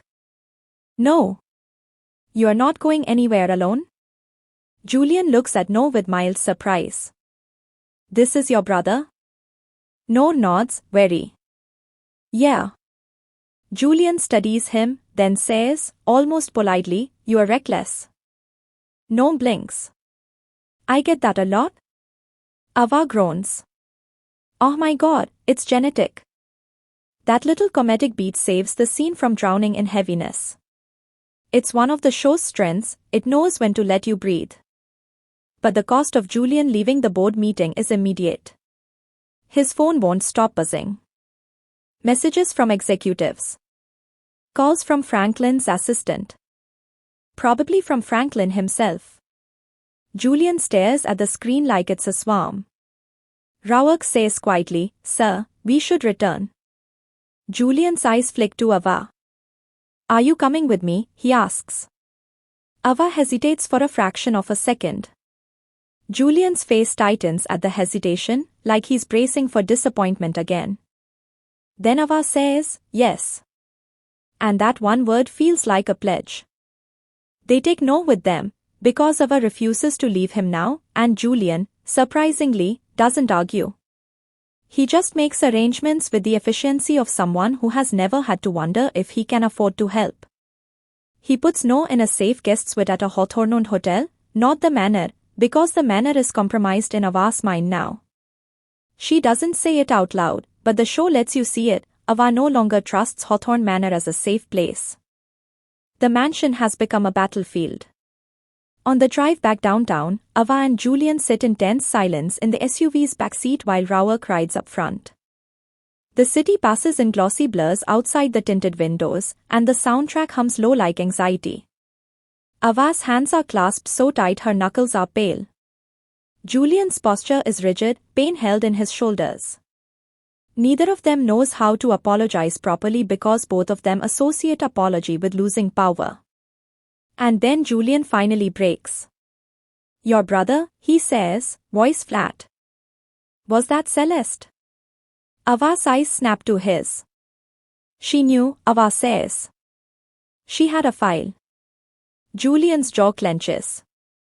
Then yes. It was her. Ava exhales shakily. I wanted to rip her head off. Julian glances at her, almost amused despite himself. I assumed. Ava's mouth twitches. I didn't, because apparently I'm trying something new. Like, not going to prison. Julian's gaze lingers on her for a beat, then he looks away, voice quieter. Thank you. Ava blinks. For what? For calling me, he says, like it's obvious. You didn't handle it alone? Ava swallows. She's not used to being praised for vulnerability. I didn't have time to be proud, she mutters. Julian nods. Good. And then he adds, in that dry tone that is starting to become his version of affection, also, your definition of life or death is persuasive. Ava finally laughs. It comes out like a release. You left a board meeting over a parking lot extortion situation. You are insane. Julian's eyes flick to her.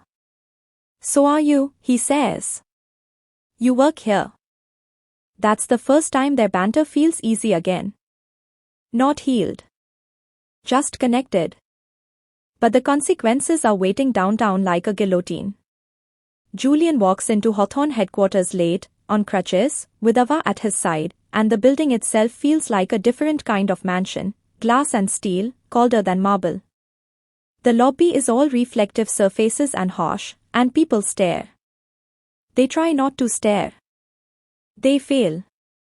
Julian's face is calm, but you can see the humiliation simmering under his skin, being watched like a spectacle.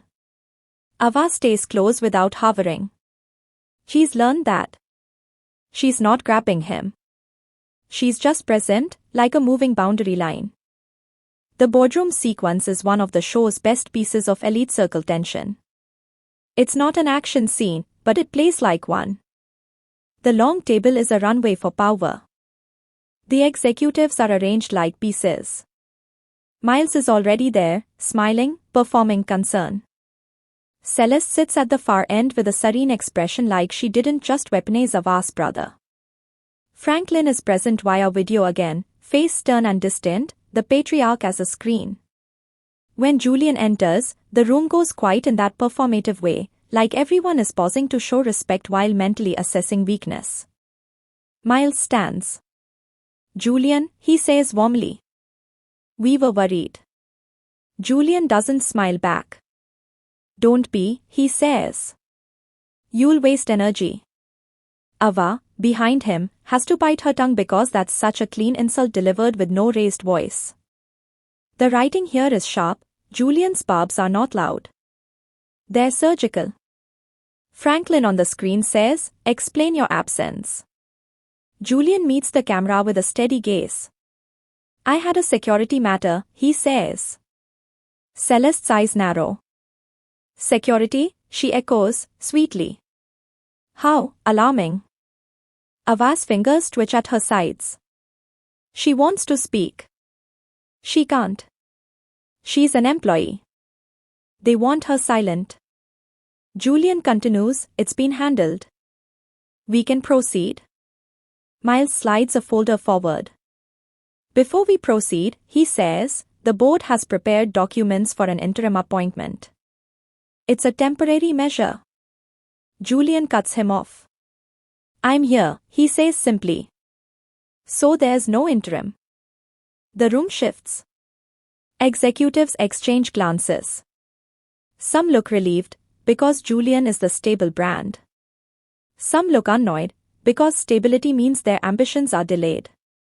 And this is where the show does something smart. It doesn't make Julian win through a triumphant speech.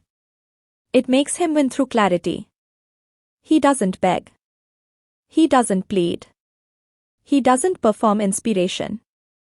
He states facts about the company, the market, his existing authority. He points out that the board's attempt to name an interim heir without his consent violates internal governance. He knows the rules, because Julian has always been good at the game. He just stopped playing. Ava watches him speak, and her face shifts into something like awe. Not romantic swooning, more like recognition. Julian isn't a helpless prince. He's a predator who went dormant. Miles tries to push back, smiling. Julian, no one doubts your intelligence, he says. But the investors doubt your capacity. Your health. Julian's eyes harden. My legs are not a business metric. Miles chuckles. Perception is reality. Julian leans forward slightly, pain etched in his cheekbones. Then let's correct the perception. And he turns, unexpectedly, to the screen, to Franklin. Tell them, Julian says. Tell them you are not naming my cousin as acting heir. Tell them you are not letting Celeste run my life through committee. The room stills. Because Julian just did the thing no one does in these families, he challenged the patriarch publicly. Franklin's expression on the screen tightens. You will not speak to me that way, he says. Julian's jaw clenches. Then don't force me to, he replies. Ava's stomach flips. This is dangerous. Not physically, but politically. This is how you get destroyed.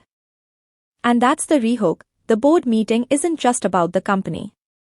It's about whether Julian is allowed to be a person in his own family. The scene ends not with a vote, not with a resolution, but with a postponement and an investigation demand, Julian insisting on reviewing the health concerns being used against him, demanding transparency on cancelled therapy appointments, demanding access to his own medical records that have apparently been filtered through Celeste's staff. The board reluctantly agrees because they can't openly refuse the heir without creating scandal. Miles smiles like he's fine with it, and that smile is what makes your skin crawl. Because he's not losing. He's adjusting. Afterward, in the hallway outside the boardroom, Julian finally lets the mask crack. His hands tremble on the crutches. His breathing is shallow. Ava steps in immediately, ready to support him, but she pauses, remembering boundaries. Julian notices her pause and, with a faint, pained exhale, he says, "Help." Just one word. It's everything. Ava moves in, slides an arm around his back carefully, and takes some of his weight. Julian's body stiffens at the touch, then relaxes slightly when he realizes she's steady, not controlling. The camera stays close on their hands, Ava's grip firm but gentle, Julian's fingers tightening briefly on her sleeve like he's allowing himself to rely on someone and hating how good it feels. They get into an elevator alone, and the silence is heavy. The elevator mirrors reflect them, Ava in a suit, jaw tight, Julian pale, sweating, stubborn. They look like a war story. Julian finally says, voice low, "You should have told me about your brother." Ava stares at the elevator doors. "It's not your problem." Julian's eyes flash. "Everything is my problem," he says. That's what being a Hawthorne means. People will use anything near me as leverage. That includes you. Ava turns to him, anger flaring. So now I'm a liability. Julian flinches slightly, like that's not what he meant. You're not, he exhales, frustrated. Ava, you walked into a family that eats weaknesses. If you don't tell me where they can hit you, I can't. Protect me? Ava finishes, voice sharp. Julian's gaze locks on hers. Yes, he says, unapologetic. Ava's throat tightens. Because she's been protecting him, dragging him, guarding him, and she hasn't fully let herself admit the inverse, that she wants protection too. She hates needing it. She hates how safe it felt when Julian showed up in that parking lot. She looks away first. I'm not used to telling people things, she admits. It's a small confession, almost swallowed. Julian's voice softens. I'm not used to people telling me the truth, he says. And in that elevator, between floors, in a box of mirrored walls, they meet in the middle. Not with a kiss, not with a dramatic vow, but with mutual honesty. It's quieter than what most romance dramas would do, and it's better for it. Back at the manor, though, the calm doesn't last. Because Celeste isn't the kind of antagonist who gets defeated by one boardroom interruption. She's the kind who punishes you for making her look foolish. Ava returns to her post outside Julian's suite that night and finds a new guard stationed there, someone she's never seen before, wearing Hawthorne's security insignia but standing wrong, posture too rigid, eyes scanning in a way that feels more like surveillance than protection. Ava stops. Who are you? She asks. The guard says, temporary assignment. Ava's eyes narrow. Assigned by who? He doesn't answer. That's answer enough. Ava turns and enters Julian's suite, and Julian looks up from his laptop. He's reviewing documents, pushing himself too hard. He sees Ava's expression and says, what now? Ava says, they replaced a guard outside your door. Julian's face goes cold. Celeste. Ava nods. Yeah. Julian closes his laptop slowly. Get Rawak, he says. Ava hesitates. Do you trust him? Julian's eyes flick to her. I trust him more than I trust the new guy. Ava leaves, moves fast, and finds Rawak in the security office. Rawak is staring at a set of monitors like he's watching his own job dissolve. Ava says, they posted someone outside Julian's suite. Not your guy. Rawak's jaw tightens. I didn't authorize it. Ava leans in, voice low. Then you are not in charge anymore. Rawak's eyes flick up, anger and shame burning. You think I don't know that? He stands, grabs his keys, and for the first time, he moves with purpose that isn't just protocol. This is a turning point for him too. Rawak has been trying to be loyal to the family structure. Now he realizes the structure is compromised. They approach Julian's suite, and Rawak confronts the new guard. You're off this post, he says. The guard says, orders from Mrs. Hawthorne. Rawak's nostrils flare. Orders from Mrs. Hawthorne do not override security chain of command. The guard doesn't move. Ava steps closer, looming. You are going to move, she says calmly. The guard looks at her, measuring. Touch me and I'll report you for assault. Ava smiles sweetly. Okay, she says. Then I won't touch you. She reaches past him, grabs the heavy decorative planter by the doorway, stone, enormous, filled with soil, and lifts it like it's a grocery bag. The guard's eyes widen despite himself. Ava sets the planter down directly in front of him, blocking his movement, effectively trapping him in place without laying a hand on him. Now you can stand there, she says pleasantly, and look stupid. Rawak stares at the planter, then at Ava, then mutters, You are impossible. Ava shrugs. I'm efficient. It's a funny moment, yes, but it's also Ava declaring war with creativity. She's learning how to fight this family without giving them the easy ammunition of violent outsider. She's using her strength like a tool, not a weapon. That's growth. Inside, Julian watches through the slightly open door, expression unreadable. When Ava returns, he says quietly, That was childish. Ava grins. It was strategic. Julian's mouth twitches. It was both. And then, very softly, he adds, Thank you. Ava's grin fades into something warmer, more genuine. She nods once, like she can't handle too much sincerity at once. Don't mention it. Also, don't sit near planters. I might start redecorating. Julian huffs a small laugh, and you can feel the tension in the room loosen, until the next shoe drops. Because that night, Julian's West Wing suite is broken into. Not by a burglar looking for jewelry. By someone looking for documents. Ava wakes to a sound she doesn't recognize at first, a faint metallic click, like a lock being tested. The show goes into full sensory mode here, and this is that vivid mini-scene retelling I promised you. Ava's eyes snap open in the dim corridor, the only light a thin strip under Julian's door. The manor is quiet in a way that feels wrong, too quiet, like the air itself is listening. Ava rises silently from her chair, barefoot because she kicked her shoes off earlier, and you hear the softest press of her feet on the carpet as she moves. She leans toward Julian's door. Another click. Then a whisper of fabric, someone shifting on the other side. Ava's breath slows.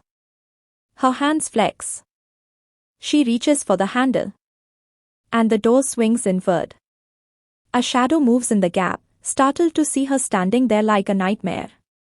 The intruder wears gloves, a dark hoodie, face partially covered. For half a second, they both freeze, and you can hear the intruder's breathing, fast, panicked. Ava grabs the intruder by the hoodie front and yanks them out into the hallway with one sharp motion, like pulling laundry from a machine. The intruder stumbles, tries to twist away. Ava slams them gently, for her, into the wall, pinning them with her forearm. The wallpaper crinkles. The intruder gasps. Julian's voice snaps from inside the suite, groggy but alarmed. Ava. Ava doesn't look back. Stay inside, she says, voice low, controlled. The intruder whispers, let me go. Ava leans in close enough to smell cheap cologne and fear. Who sent you? The intruder shakes their head. Ava's eyes narrow. Wrong answer. She doesn't punch. She doesn't threaten violence. She simply squeezes, not enough to crush, just enough to show the intruder what she could do if she wanted. The intruder's eyes widen, and a choked sound escapes their throat. Julian's door opens. He's in his wheelchair, eyes sharp now, fully awake. He sees the intruder and his face goes white. Not fear, recognition. That's one of my father's staff, he says, stunned. The intruder freezes. Ava turns her head slightly, eyes flicking to Julian. You know him? Julian's voice is tight. He worked in the office. He shouldn't be here. Ava looks back at the intruder. What were you looking for? The staffer's eyes dart between them. He's trembling. He stammers. I was told to retrieve. Julian's voice cuts like glass. By who? The staffer swallows, then whispers, Mr. Miles.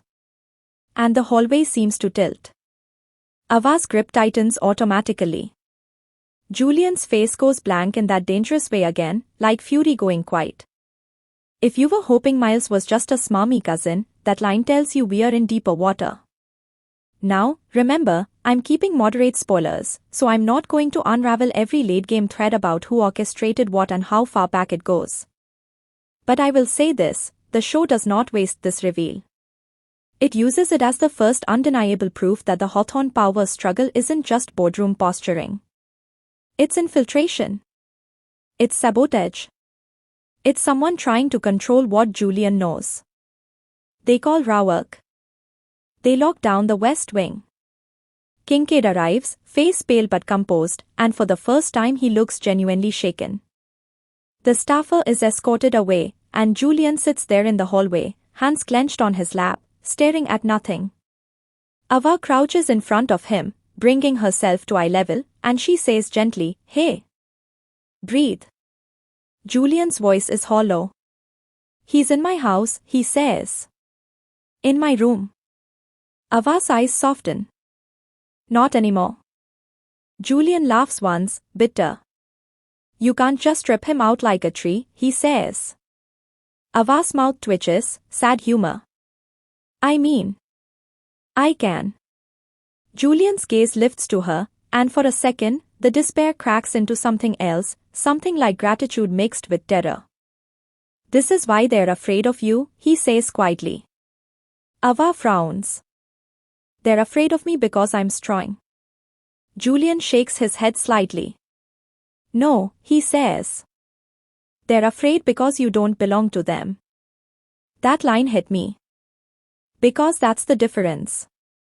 Everyone else in the Hawthorne ecosystem is owned by something: money, reputation, contracts, ambition.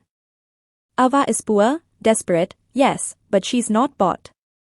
And in a world where everyone has a price, someone without a price is a threat.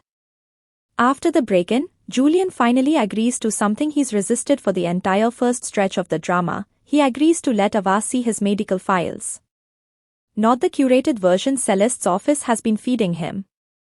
The raw version. Ava isn't a doctor, and the show doesn't pretend she suddenly understands complex medical language. But she understands patterns. She understands when someone is being manipulated. They sit on the floor of Julian's suite, documents spread out like a crime scene. The lighting is warm this time, lamps instead of darkness. Ava is cross-legged, sleeves rolled, hair falling out of its tie. Julian sits in his chair, shoulders hunched slightly, looking down at paper like it can bite. Ava points at a timeline. Your meds changed here, she says. Then your therapy stopped here. Then you started refusing visitors here. She looks up at him. They didn't just respond to your depression. They fed it. Julian's throat works. I thought I chose it. Ava shakes her head. You chose some of it, she says carefully. You were hurting. But they made it easier for you to disappear. Julian looks away. Why? He whispers. Ava doesn't answer immediately. Because there are many reasons. Power. Control. Fear. Love twisted into possession. And the show is smart enough not to make it just one cartoon motive. Instead, Julian answers himself, and it's one of the most quietly devastating lines in the whole series. Because I'm inconvenient, he says. I remind them that nothing is guaranteed. Not youth. Not health. Not legacy. Ava's eyes sting, and I'll be honest, this is where I got unexpectedly emotional. Not because the drama is perfect about disability representation, it's still a heightened romantic comedy world, but because it takes Julian's loss seriously. It doesn't treat his wheelchair as a plot device to be magically erased.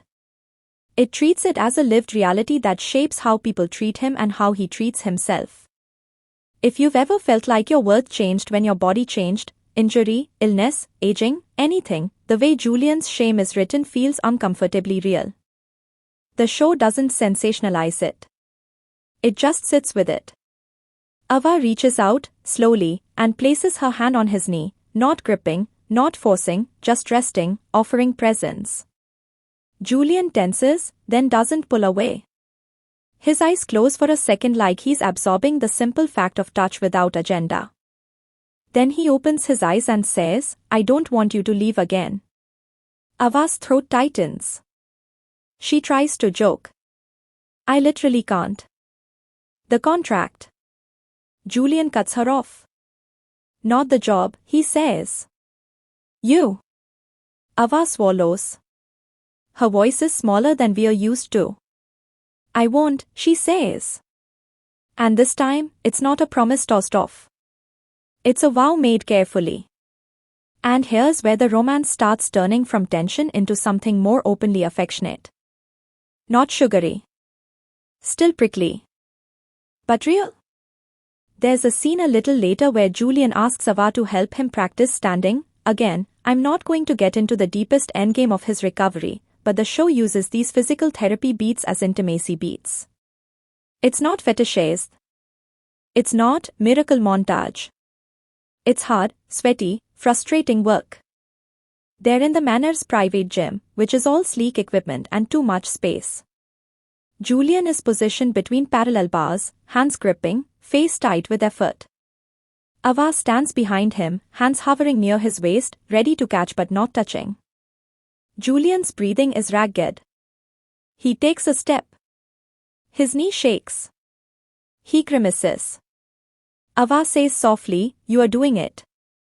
Julian hisses, don't praise me. It's humiliating. Ava bites back a laugh. Okay, she says. You are doing terribly. Julian glares. Ava's grin flashes. And then he laughs, an actual laugh, before his leg gives slightly and he stumbles. Ava catches him instantly, arms wrapping around his torso, absorbing his weight like it's nothing. Julian's face is pressed briefly against her shoulder. You can feel him freeze, then soften, then pull back with embarrassment. Ava holds him steady anyway. I've got you, she says. Julian's voice is muffled.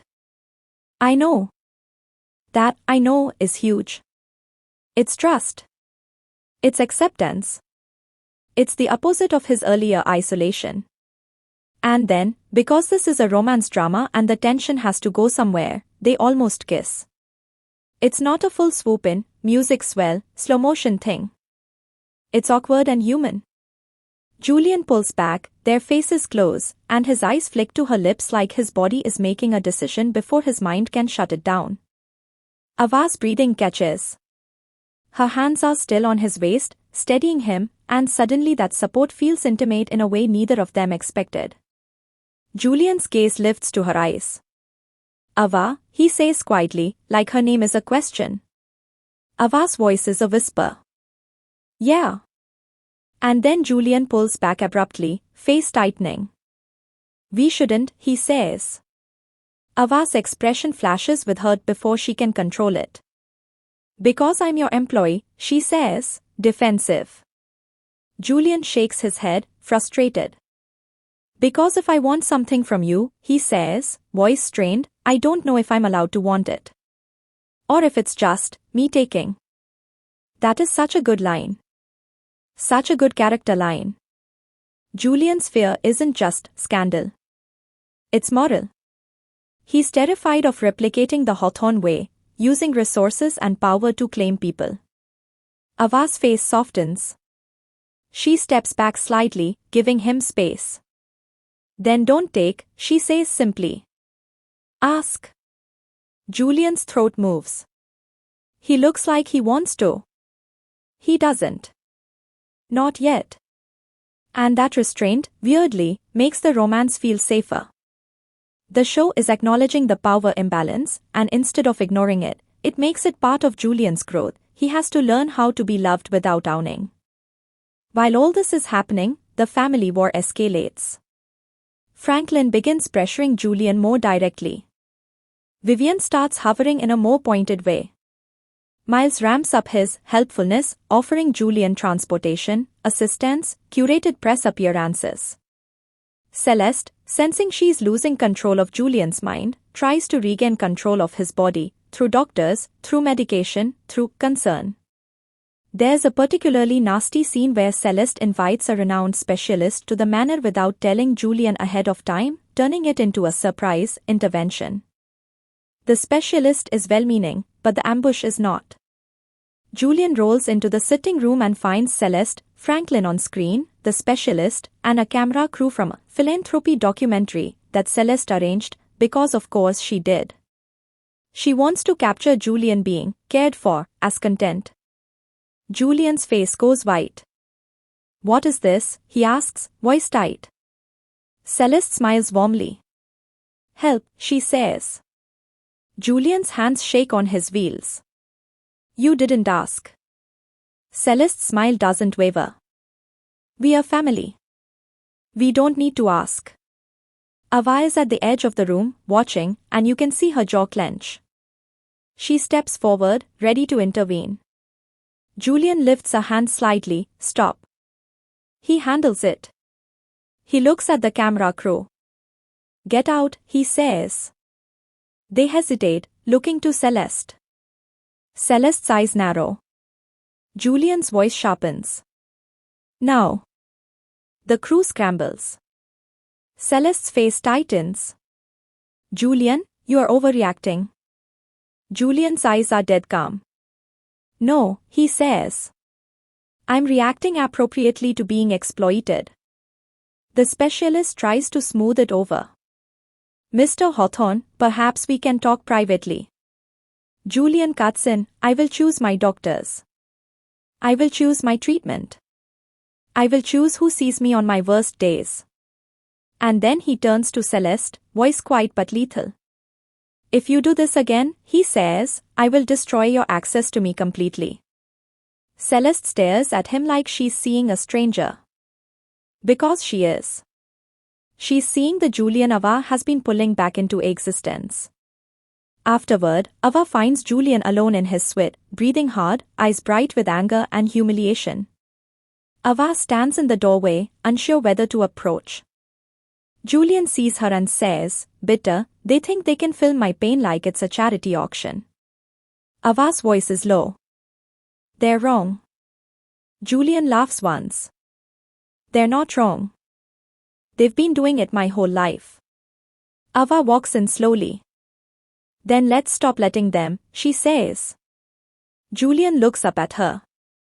How? He asks, exhaustion underneath the anger. Ava's answer is simple, and it's not strategic. It's emotional. By you choosing, she says. By you telling them no. By you leaving this house if you have to. Julian's eyes flick toward the window, toward the estate. Leave, he repeats, like it's a foreign concept. For someone like Julian, leaving isn't just moving locations. It's rebellion. Ava nods. Yeah, she says. Come with me. Julian's expression shifts. Where? He asks, almost suspicious. Ava shrugs. Anywhere that isn't a museum of your misery, she says. We can go get food. Real food. In a place where no one calls it a luncheon. Julian huffs a laugh despite himself. You hate luncheons.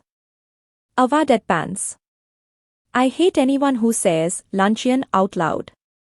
And this is where the show gives you one of its sweetest mid-late episodes, Julian's first real outing into normal life, not as a public event, not as a Hawthorne performance, but as a guy and his unhinged bodyguard trying to eat in peace. They go to a small diner. Not fancy. Vinyl booths. Coffee that tastes like it was brewed with spite. The lighting is warm and slightly greasy, and Julian looks out of place in his tailored coat, but also freer. Ava wears her hoodie again, like she's reclaiming her original self. She orders pancakes with full confidence. Julian stares at the menu like it's written in a different language. He says, "What is bottomless fries?" Ava grins. It's capitalism's greatest invention, she says. Julian's mouth twitches. That seems unlikely. Ava leans in, conspiratorial. Trust me. Rich people don't want you to know about bottomless fries. Julian rolls his eyes, but he orders them. And then, in the middle of this normal little moment, Julian watches Ava talk to the waitress like a person, laughs at no texting her memes, and for the first time you see him relax without immediately punishing himself for it. His shoulders drop. His face softens. He looks younger. Then he catches himself smiling and his expression tightens, like joy is a risk. Ava notices. Of course she does. Don't do that, she says. Julian blinks. Do what? That thing where you act like you are not allowed to be okay, Ava says, matter of fact. Julian looks away. I'm fine. Ava stares at him. Mid, she says. Try again. Julian exhales, almost amused. I'm not used to it, he admits quietly. Ava nods like she understands. Me neither, she says. And that mutual confession sits between them like a bridge. But the drama never lets you forget the world waiting for them when they go back. Their quiet outing gets leaked. Someone photographs Julian in the diner. Someone posts it. The next day, it's in elite gossip circles, wheelchair-bound air spotted in public with mysterious young woman. It's framed like scandal, like Julian is reckless, like Ava is a gold digger. Celeste feigns concern. Miles acts amused. Franklin is furious about optics. Ava, reading the comments on her cracked phone, sees strangers calling her opportunistic, sees people mocking Julian's body, sees the internet do what it does best, strip humanity down to entertainment. Ava's face goes blank. She's been looked down on her whole life, but this is different. This is global. This is weaponized. Julian finds her sitting on the floor in the West Wing corridor, phone in hand, eyes fixed. He wheels closer. What are you reading? He asks. Ava doesn't answer. Julian reaches out, not grabbing, just touching her wrist lightly. Ava flinches, then relaxes. She hands him the phone without speaking. Julian scrolls. His face changes. His jaw tightens. His eyes go cold. They're disgusting, he says quietly. Ava finally speaks. This is your life, she says, voice rough. Every time you show up, they take pieces. Julian exhales slowly. Yes, he admits. Then he looks at her, eyes intense. And now it's your life too. Ava swallows. I didn't ask for it, she whispers. Julian nods. I know, he says. I'm sorry. And that apology matters because Julian doesn't apologize often. Not because he's arrogant, but because in his family apology is a weakness.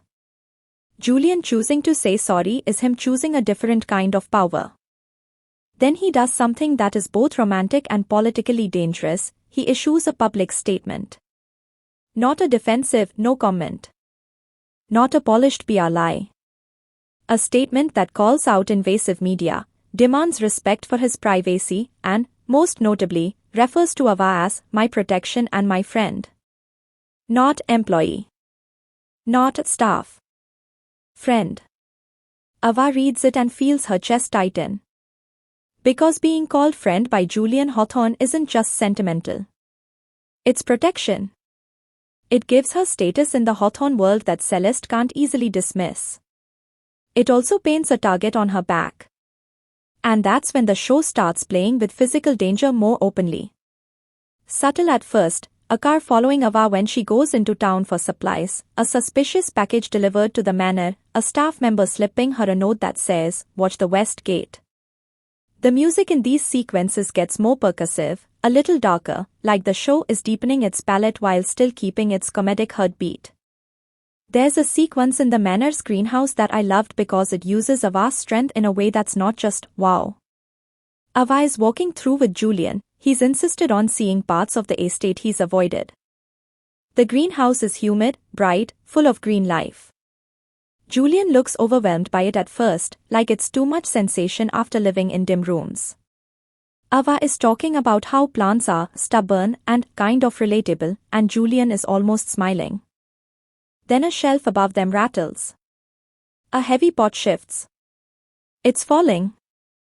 Ava moves without thinking. She steps in front of Julian, raises an arm, and catches the pot mid-drop with one hand. Soil explodes in a spray. The sound is loud in the humid air. Julian flinches, eyes wide. Ava looks up. The shelf is clearly loosened, tampered with.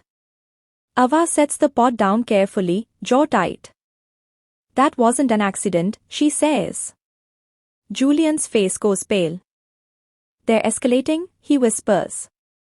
Ava turns, scanning the greenhouse, muscles coiled. "Good," she says, voice cold. "I'm bored."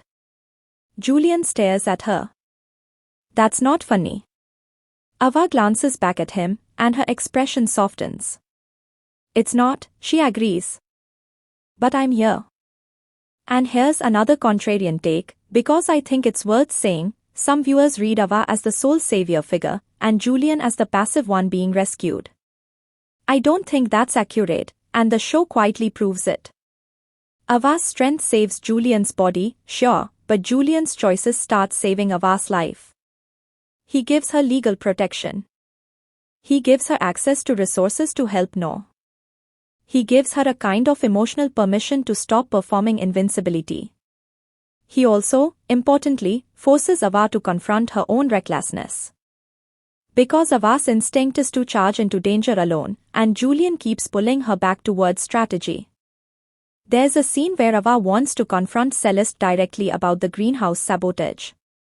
She storms toward the main wing like a freight train. Julian calls after her, "Ava, stop."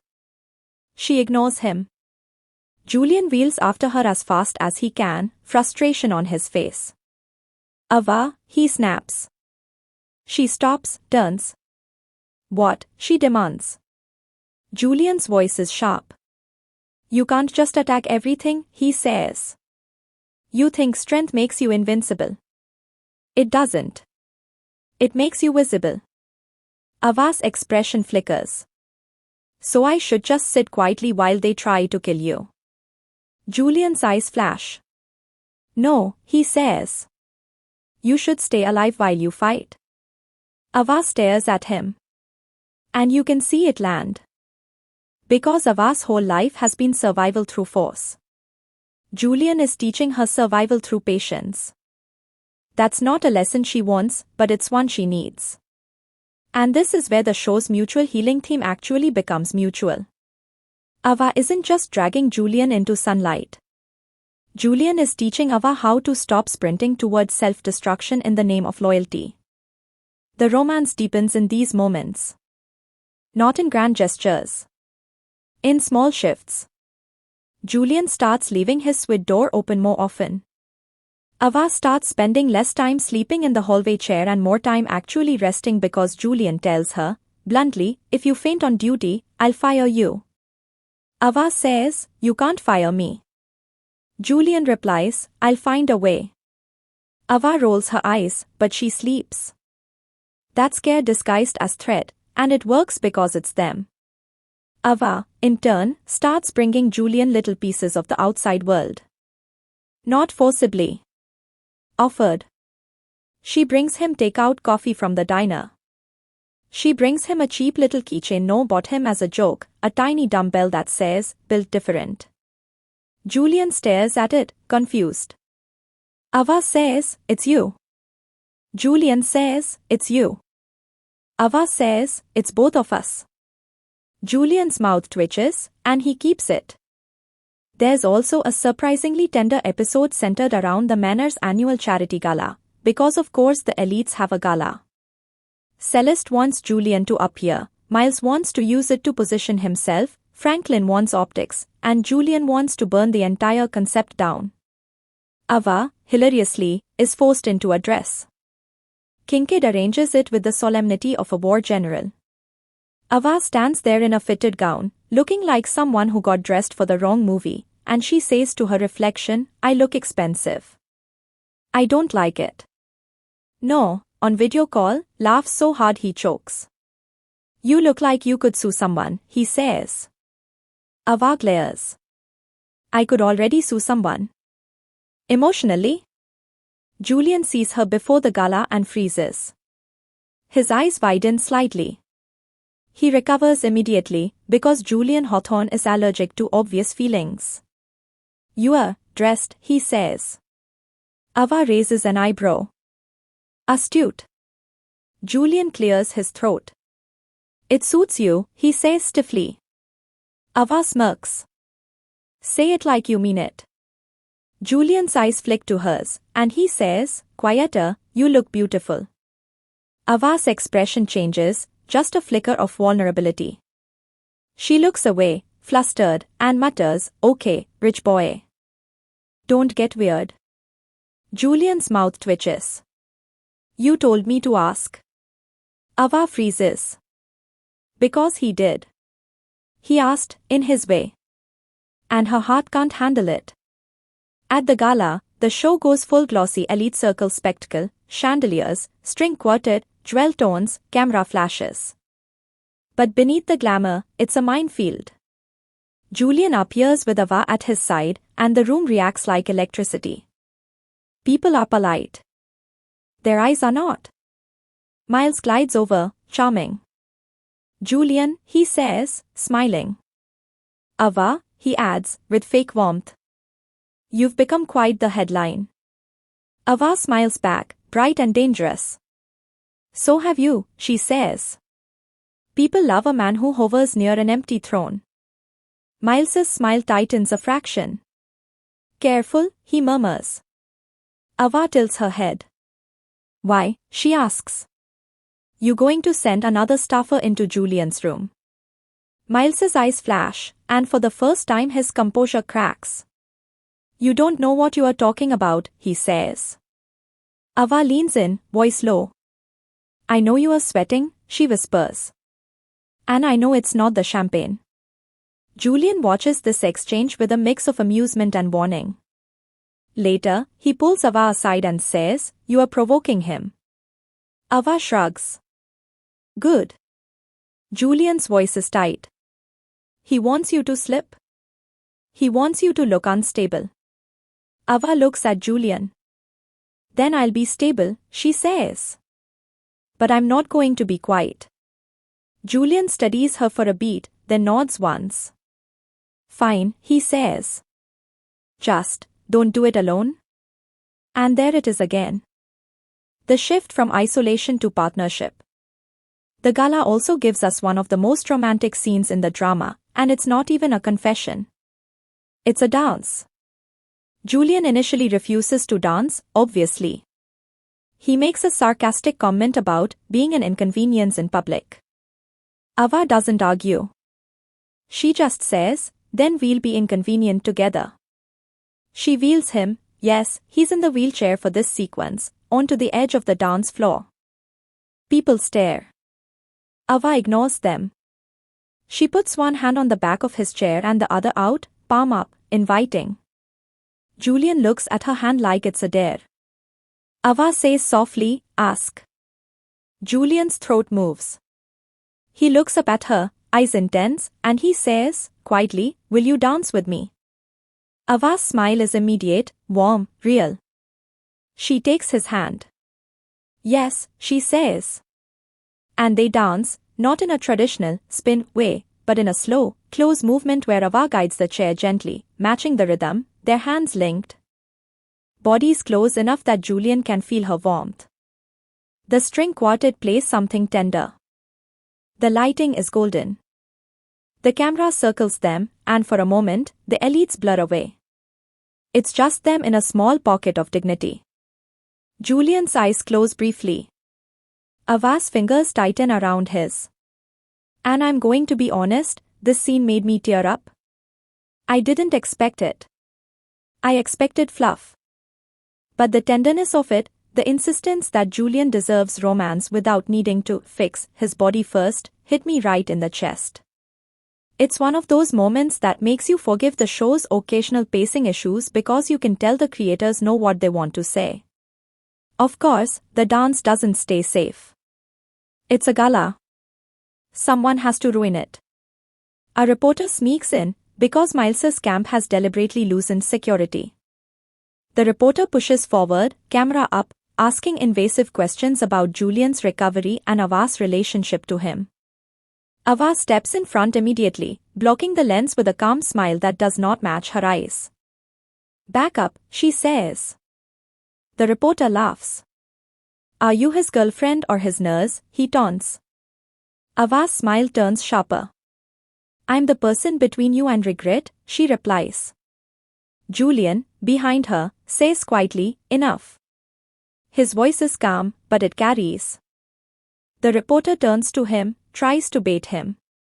Mr. Hawthorne, are you even capable of leading your company? And Julian does something that I loved because it's not flashy. He simply turns his chair slightly, aligning himself with Ava, and says, I'm capable of knowing when someone is trying to humiliate me for profit. The room hushes. The reporter stammers. Julian continues, voice steady. Leave, he says. Or I will have you removed. Miles appears, acting concerned, offering to handle it. Ava's eyes flick to him, suspicion burning. Julian's gaze sharpens too. He's learning. The reporter is escorted out, but the damage is done. The gala becomes a swirl of whispers. Celeste looks furious. Miles looks pleased in a way he tries to hide. Later that night, after the guests leave and the manor returns to its echoing quiet, Julian wheels himself onto the west wing balcony. It's cold. The sky is black velvet. The estate lights glow below like little controlled stars. Ava follows, wrapping a coat around her shoulders, hair loose now, makeup faded. She looks tired in a way the gown couldn't hide.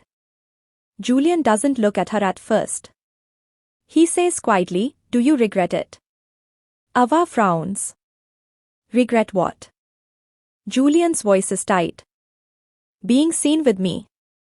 Ava steps closer. Julian, she says, warning in her tone. He finally looks at her, and his eyes are raw. You didn't ask for this, he says.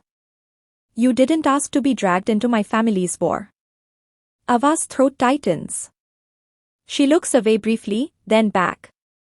You think I regret you, she says. Julian's jaw clenches. I think you deserve a life that isn't, he gestures vaguely, meaning the manor, the board, the cameras, the threats. This. Ava steps closer until she's right in front of him.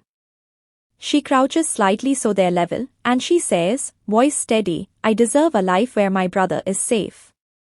Where I'm not starving. Where I'm not treated like trash. And you know what's weird? Julian's eyes flicker. What?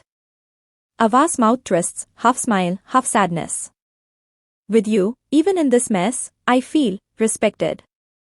Julian's breath catches slightly. Ava continues, softer now. You don't look at me like I'm less because I'm broke. You don't try to buy me when you are scared. You ask. She pauses, eyes glistening. You are the first rich person I've met who doesn't make me feel like I should apologize for existing. Julian's gaze is fixed on her, intense. Ava, he whispers. Ava's eyes drop to his mouth, then back to his eyes. Her hands hover near his face, hesitant. Julian's hand lifts slowly, palm up, not grabbing, inviting. Ava places her hand in his. Julian's voice is rough. Will you stay? He asks. Not as employer. Not as heir. As Julian. Ava nods. Yes, she whispers. And then she leans in and kisses him. It's not a dramatic, sweeping kiss. It's gentle at first, tentative, like both of them are checking if this is real. Then it deepens slightly, and Julian's fingers tighten around her hand like he's anchoring himself. Ava's other hand cups his jaw carefully, reverent without being precious. The music is minimal, just a soft swell that feels like a breath. They pull back slowly, foreheads nearly touching. Julian's eyes are closed for a second like he's overwhelmed. Ava laughs quietly, breathless. Okay, she whispers. That was not very professional. Julian opens his eyes, a faint smile finally breaking through his armor.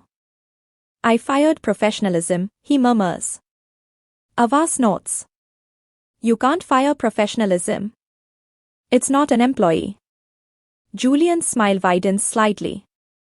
Watch me. That kiss is a payoff, but it's not the end. In this drama, romance doesn't dissolve the threats. It amplifies them. Because now Celeste and Miles have proof, Ava isn't just hired muscle. She's emotionally attached. Which means she's leverage. And sure enough, the next episodes turn the screws. Ava is accused of impropriety. Rumors spread that she's manipulating Julian.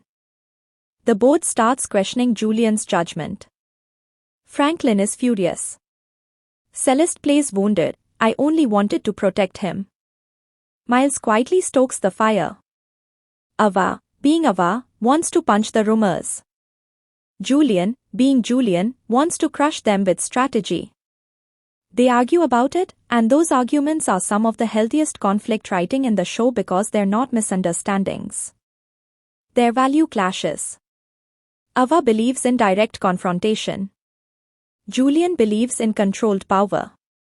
There's a scene where Ava storms into Julian's suite with her phone in hand, showing him a headline accusing her of seducing the heir.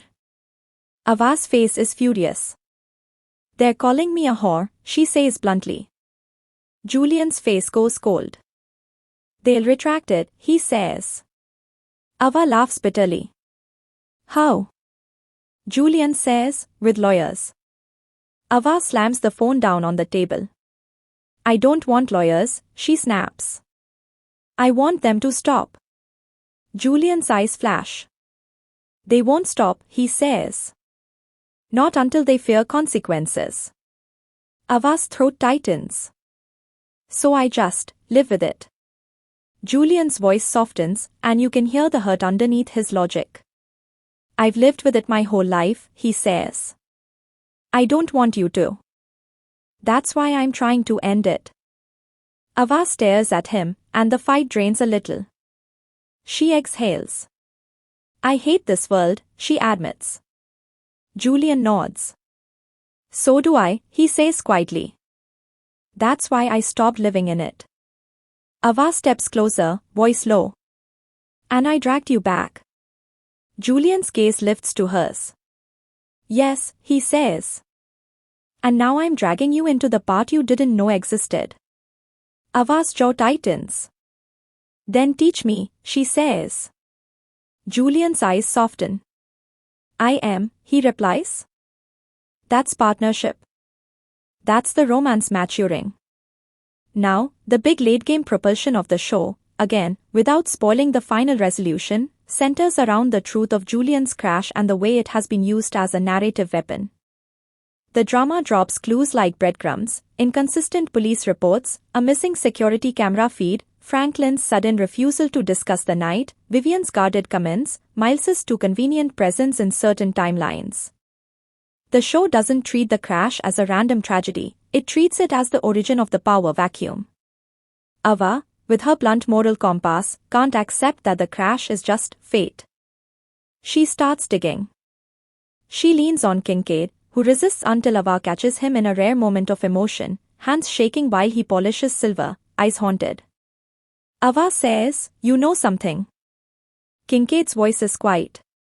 "Knowing and proving are not the same," he says.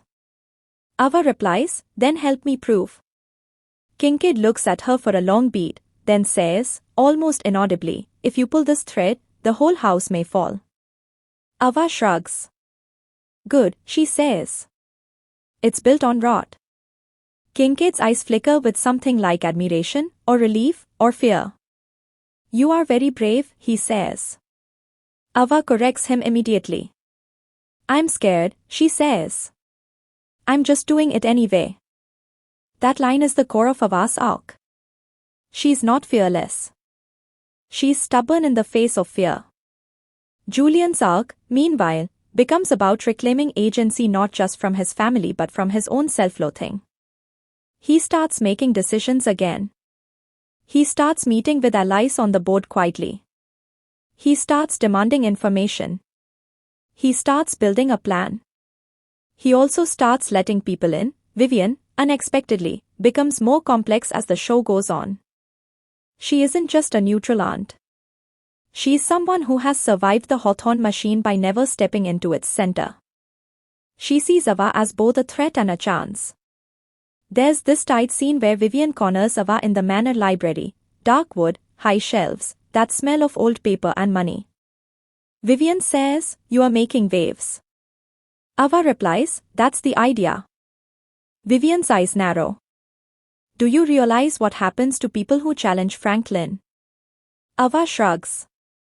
"They get fired? They get sued? They get poisoned?" She tilts her head. "Pick one."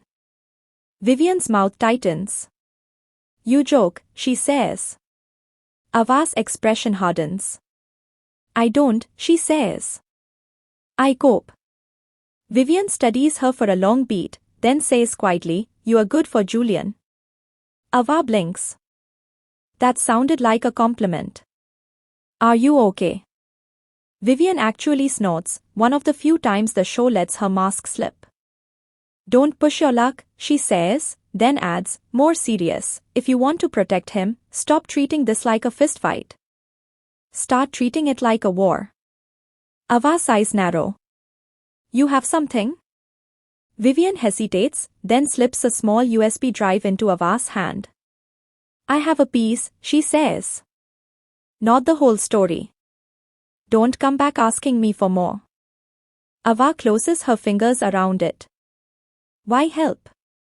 Vivian's eyes flick toward the West Wing. "Because I'm tired," she says quietly. "And because Julian was a good boy before this family broke him."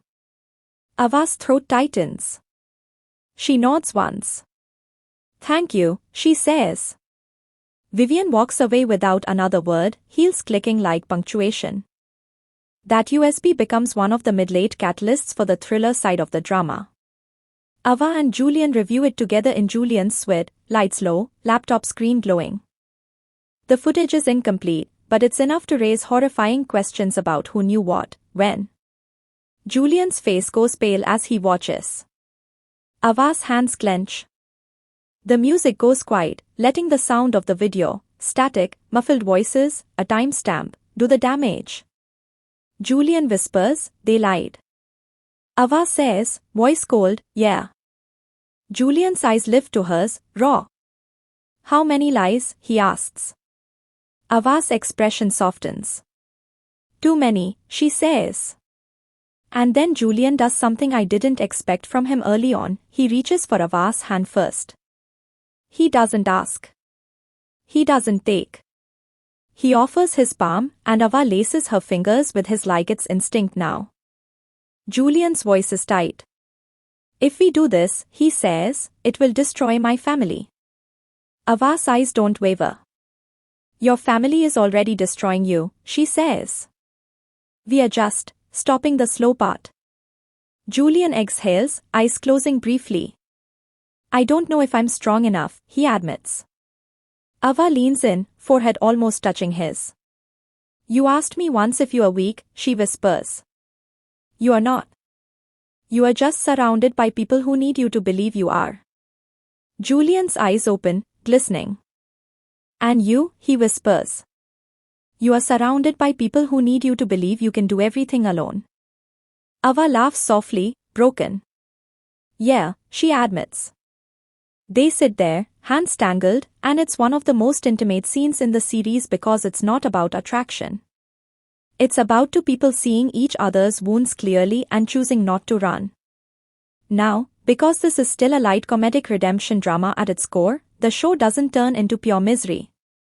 It keeps injecting those little bright moments that make the darkness bearable.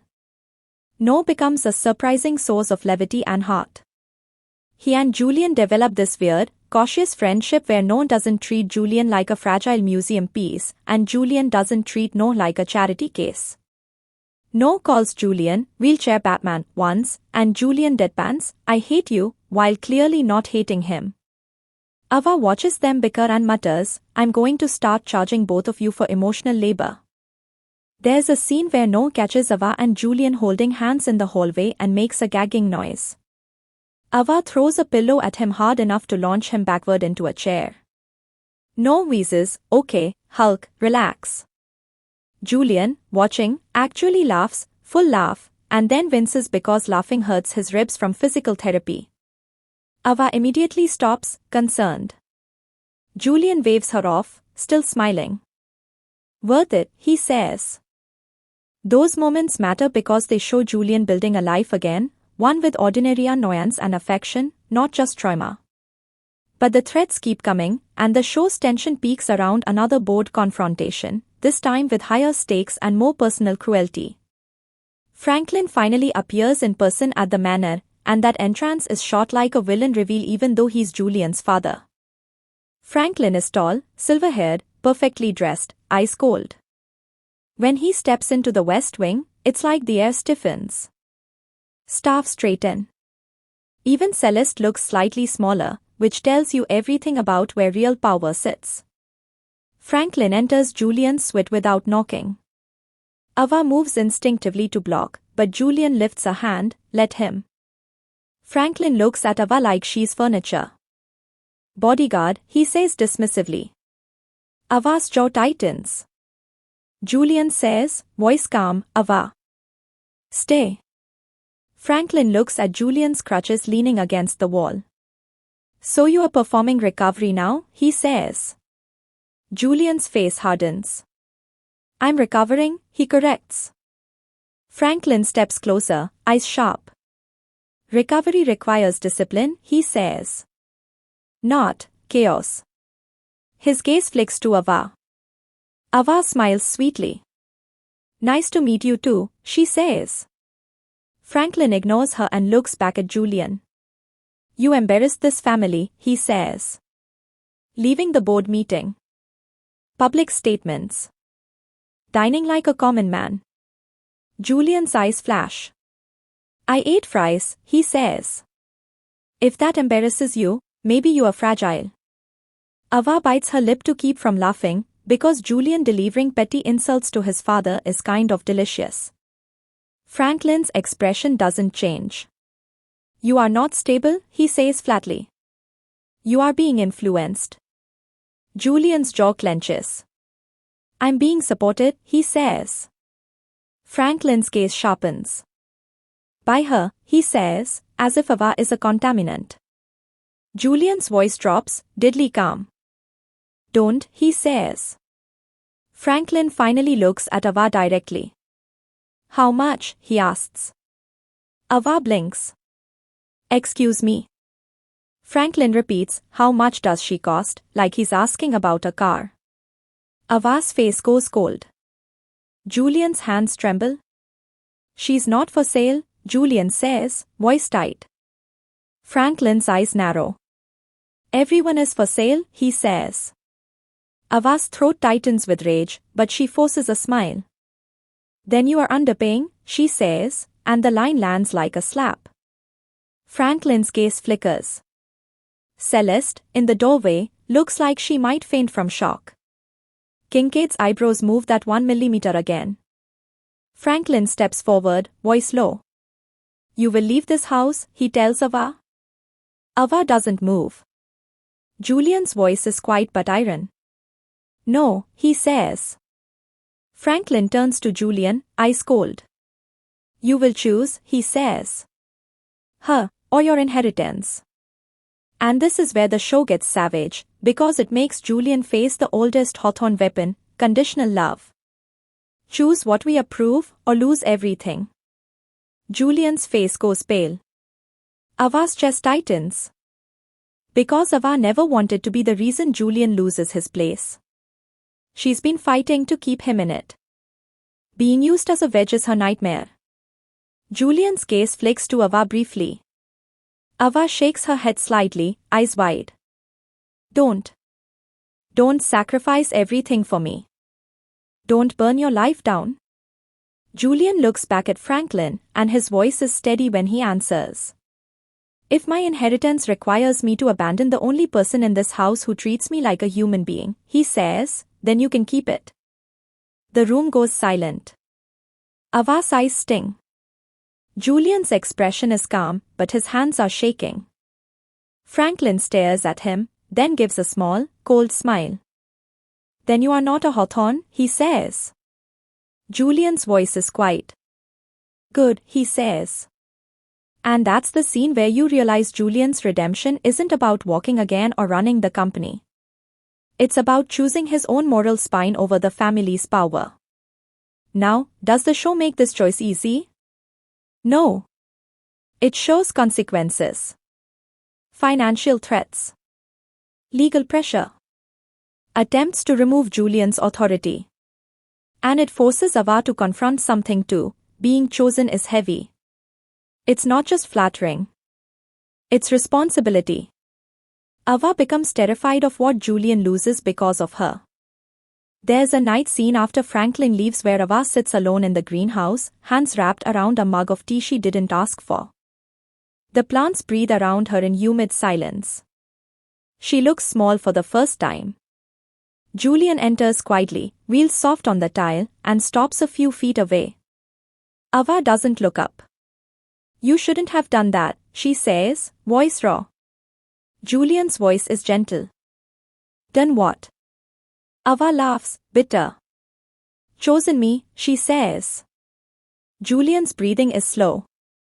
I didn't choose you over my inheritance, he says. I chose myself. Ava finally looks up, eyes wet. That's a nice way to say it, she whispers. Julian rolls closer, stops beside her. It's the true way, he says. Ava, my father has been buying my obedience my whole life. You didn't make me rebel. You just reminded me I could. Ava's lip trembles. I'm scared, she admits. Julian's gaze is steady. Me too, he says. But I'm less scared with you here. Ava swallows hard. I'm not a plan, she says. Julian's mouth twitches faintly. No, he agrees. You are a catastrophe. Ava snorts through tears. Rude. Julian's eyes soften. Accurate, he says. Then he adds, quietly, come here. Ava hesitates, then leans into him carefully, resting her forehead against his. Julian's hand lifts, fingers brushing her hair. They sit like that in the humid glow, two people clinging to each other while the world tries to pry them apart. And somewhere in the late stretch, without me spelling out every final domino, the show begins to align its threads for a climax that feels earned: the board conflict, the crash truth, Celeste's manipulation, Miles's ambition, Franklin's cruelty, Ava's family vulnerability, Julian's agency. It all tightens like a knot. There's a sequence near the end where Ava and Julian take the fight out of the manor and into public view in a way that is both terrifying and cathartic. Documents get exposed. A private recording surfaces. Someone makes a public mistake that can't be smoothed over. And the show does that satisfying thing where the elite characters who have been whispering behind closed doors are forced into the light. What I can say without ruining the final emotional punches is that the show nails its theme. Sunlight is not gentle. It's harsh. It reveals. It burns. Ava dragging Julian into sunlight in episode 1 wasn't just comedic. It was prophetic. The rest of the drama is about who survives the exposure. Performance-wise, the later episodes are where both leads really shine. Ava's actress finds a deeper stillness under the comedy. When she's scared now, she doesn't flail. She goes quiet. She listens. She chooses. Julian's actor, meanwhile, gets to play something delicious, controlled rage. He stops being a passive wounded heir and becomes a strategist who still feels everything. His vulnerability doesn't disappear, it gets integrated into his power instead of erased. Visually, I also loved how the show shifts its color language as Julian changes. The West Wing starts in cold shadows and ends up warmer, lamps on, curtains open more often. The manor stops feeling like a prison and starts feeling like contested territory. The camera that once framed Julian alone begins framing him with Ava, with Noah, with allies, showing, literally, that he's not isolated anymore. Even the sound design changes. Early on you hear a lot of muffled quiet, the hum of machines, the oppressive hush of wealth. Later you hear laughter, footsteps, doors opening, the house becoming alive. And yes, sometimes the show is a little on the nose with the symbolism. The sunlight thing is not subtle. The tree thing is not subtle. But I'm not going to pretend I dislike it, because it's satisfying. It knows its fairy tale structure and it commits. Now, I do want to address one critique I've seen. Ava's behavior is too invasive. And that's real. Early Ava is absolutely bulldozing. She violates Julian's boundaries, kicks doors, physically moves him. If this were a darker, more realistic show, it would be unacceptable. The reason it works here is because the writing evolves. Ava doesn't stay that person. She learns. Julian calls her out. She adjusts. The show doesn't glorify her invasiveness forever, it uses it as a starting point for growth. Another critique, Miles and Celeste are too villain-coded. Early on, yes. Miles is slick. Celeste is cold. But here's my surprising take, Celeste becomes more interesting when you stop reading her as a simple wicked stepmother and start reading her as a woman who has survived Franklin by becoming an extension of his control. That doesn't excuse her. It contextualizes her. There are moments where you can see Celeste's fear of Franklin, her dependence on the Hawthorne structure. She's cruel, but she's also trapped in a different way. The show hints at that complexity without asking you to forgive her, and I appreciate that. It's more unsettling when villains believe they're being practical. And I'll admit something personal here, because this drama hit a nerve I didn't expect. I've had people in my life who thought help meant control. Who thought love meant deciding for you. Watching Julian slowly separate care from manipulation, learning to accept support without surrendering agency, was weirdly comforting. It reminded me that being rescued isn't the same as being respected. Ava's best moments aren't when she lifts Julian's chair, it's when she waits for him to say, help, and then she shows up anyway. As the show approaches its final episodes, the romance doesn't stay in that honeymoon glow. It gets tested. Ava's loyalty gets exploited. Julian's fear of being a taker resurfaces. They have a brutal argument where Ava accuses Julian of thinking money can fix everything, and Julian accuses Ava of thinking fists can fix everything, and they both storm off wounded. It's painful because both are partly right. That argument leads to one of the most cathartic reconciliation scenes, not because it's sweet, but because it's honest. Ava admits she hates needing anyone. Julian admits he hates being needed because it makes him feel like a burden. They realize they've been projecting their insecurities onto each other. Ava fears dependence, Julian fears obligation. The resolution isn't, we'll never fight again. It's, we'll fight and still choose each other. And the show, bless it, keeps its humor through the storm. After they reconcile, Noah walks in on them sitting too close on the couch, tension still crackling, and he says, "Do I need to leave or are you guys going to do the emotional honesty thing for another hour?" Ava throws a cushion at him. Noah catches it and says, "I'm built different too." Julian deadpans, "No you are not." That sibling energy gives the show warmth that prevents the elite drama from suffocating it. By the time you reach the final stretch, the stakes have escalated into full-blown, legacy on the line, territory. There's a decisive confrontation that forces Julian to choose what kind of leader he wants to be and forces Ava to choose what kind of protector she is, the kind who removes threats by force, or the kind who builds safety through truth and community. The show lands that thematic choice in a way that feels consistent with who they've become, not who they started as. I'm not going to spoil the exact endgame outcomes, who ends up in control, what exact truth about the crash is fully exposed, and where Julian's physical journey lands in its final frame, because those are the last gifts the drama gives you, and they're best experienced with your own heartbeat in your ears. What I will say is that the final understands what the audience came for, not a perfect fix, but an earned sense of agency. The show doesn't magically erase trauma. It shows to people learning to live around it, through it, with it, and still choosing joy in the middle of the mess. So yeah. I loved My Sweet Little Bodyguard is built different. I loved it because it's unapologetically heightened, tree-yanking, door-kicking, billionaire misery mansion energy, but it's also emotionally literate in a way that surprised me. It's funny without being shallow. It's romantic without being predatory. It's indulgent without being lazy.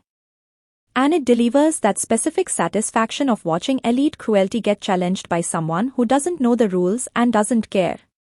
If you're a newcomer who wants a modern American redemption romance with a strong female lead who isn't written as strong in a sterile way, Ava is strong and messy and hungry and principled and sometimes wrong, you'll have a great time.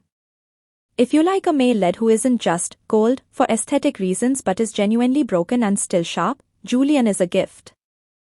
If you are here for pure realism, you might bounce off the heightened premise, and that's fair. This drama wants to be a fairy tale about power, not a documentary about trauma recovery. But within its chosen tone, it's remarkably thoughtful. And if you've ever wanted to watch a wealthy family try to weaponize decorum against a girl who can literally pick up their entire worldview and set it down somewhere else, this is absolutely your show. Just, maybe don't get attached to the landscaping. That's it for my review on Jonota News. If you watch the drama, tell me in the comments the exact moment you realized Ava wasn't just a bodyguard, she was a threat to the entire Hawthorne ecosystem. And if you want more long-form drama breakdowns with spoilers kept at a reasonable simmer, subscribe and I'll see you in the next one.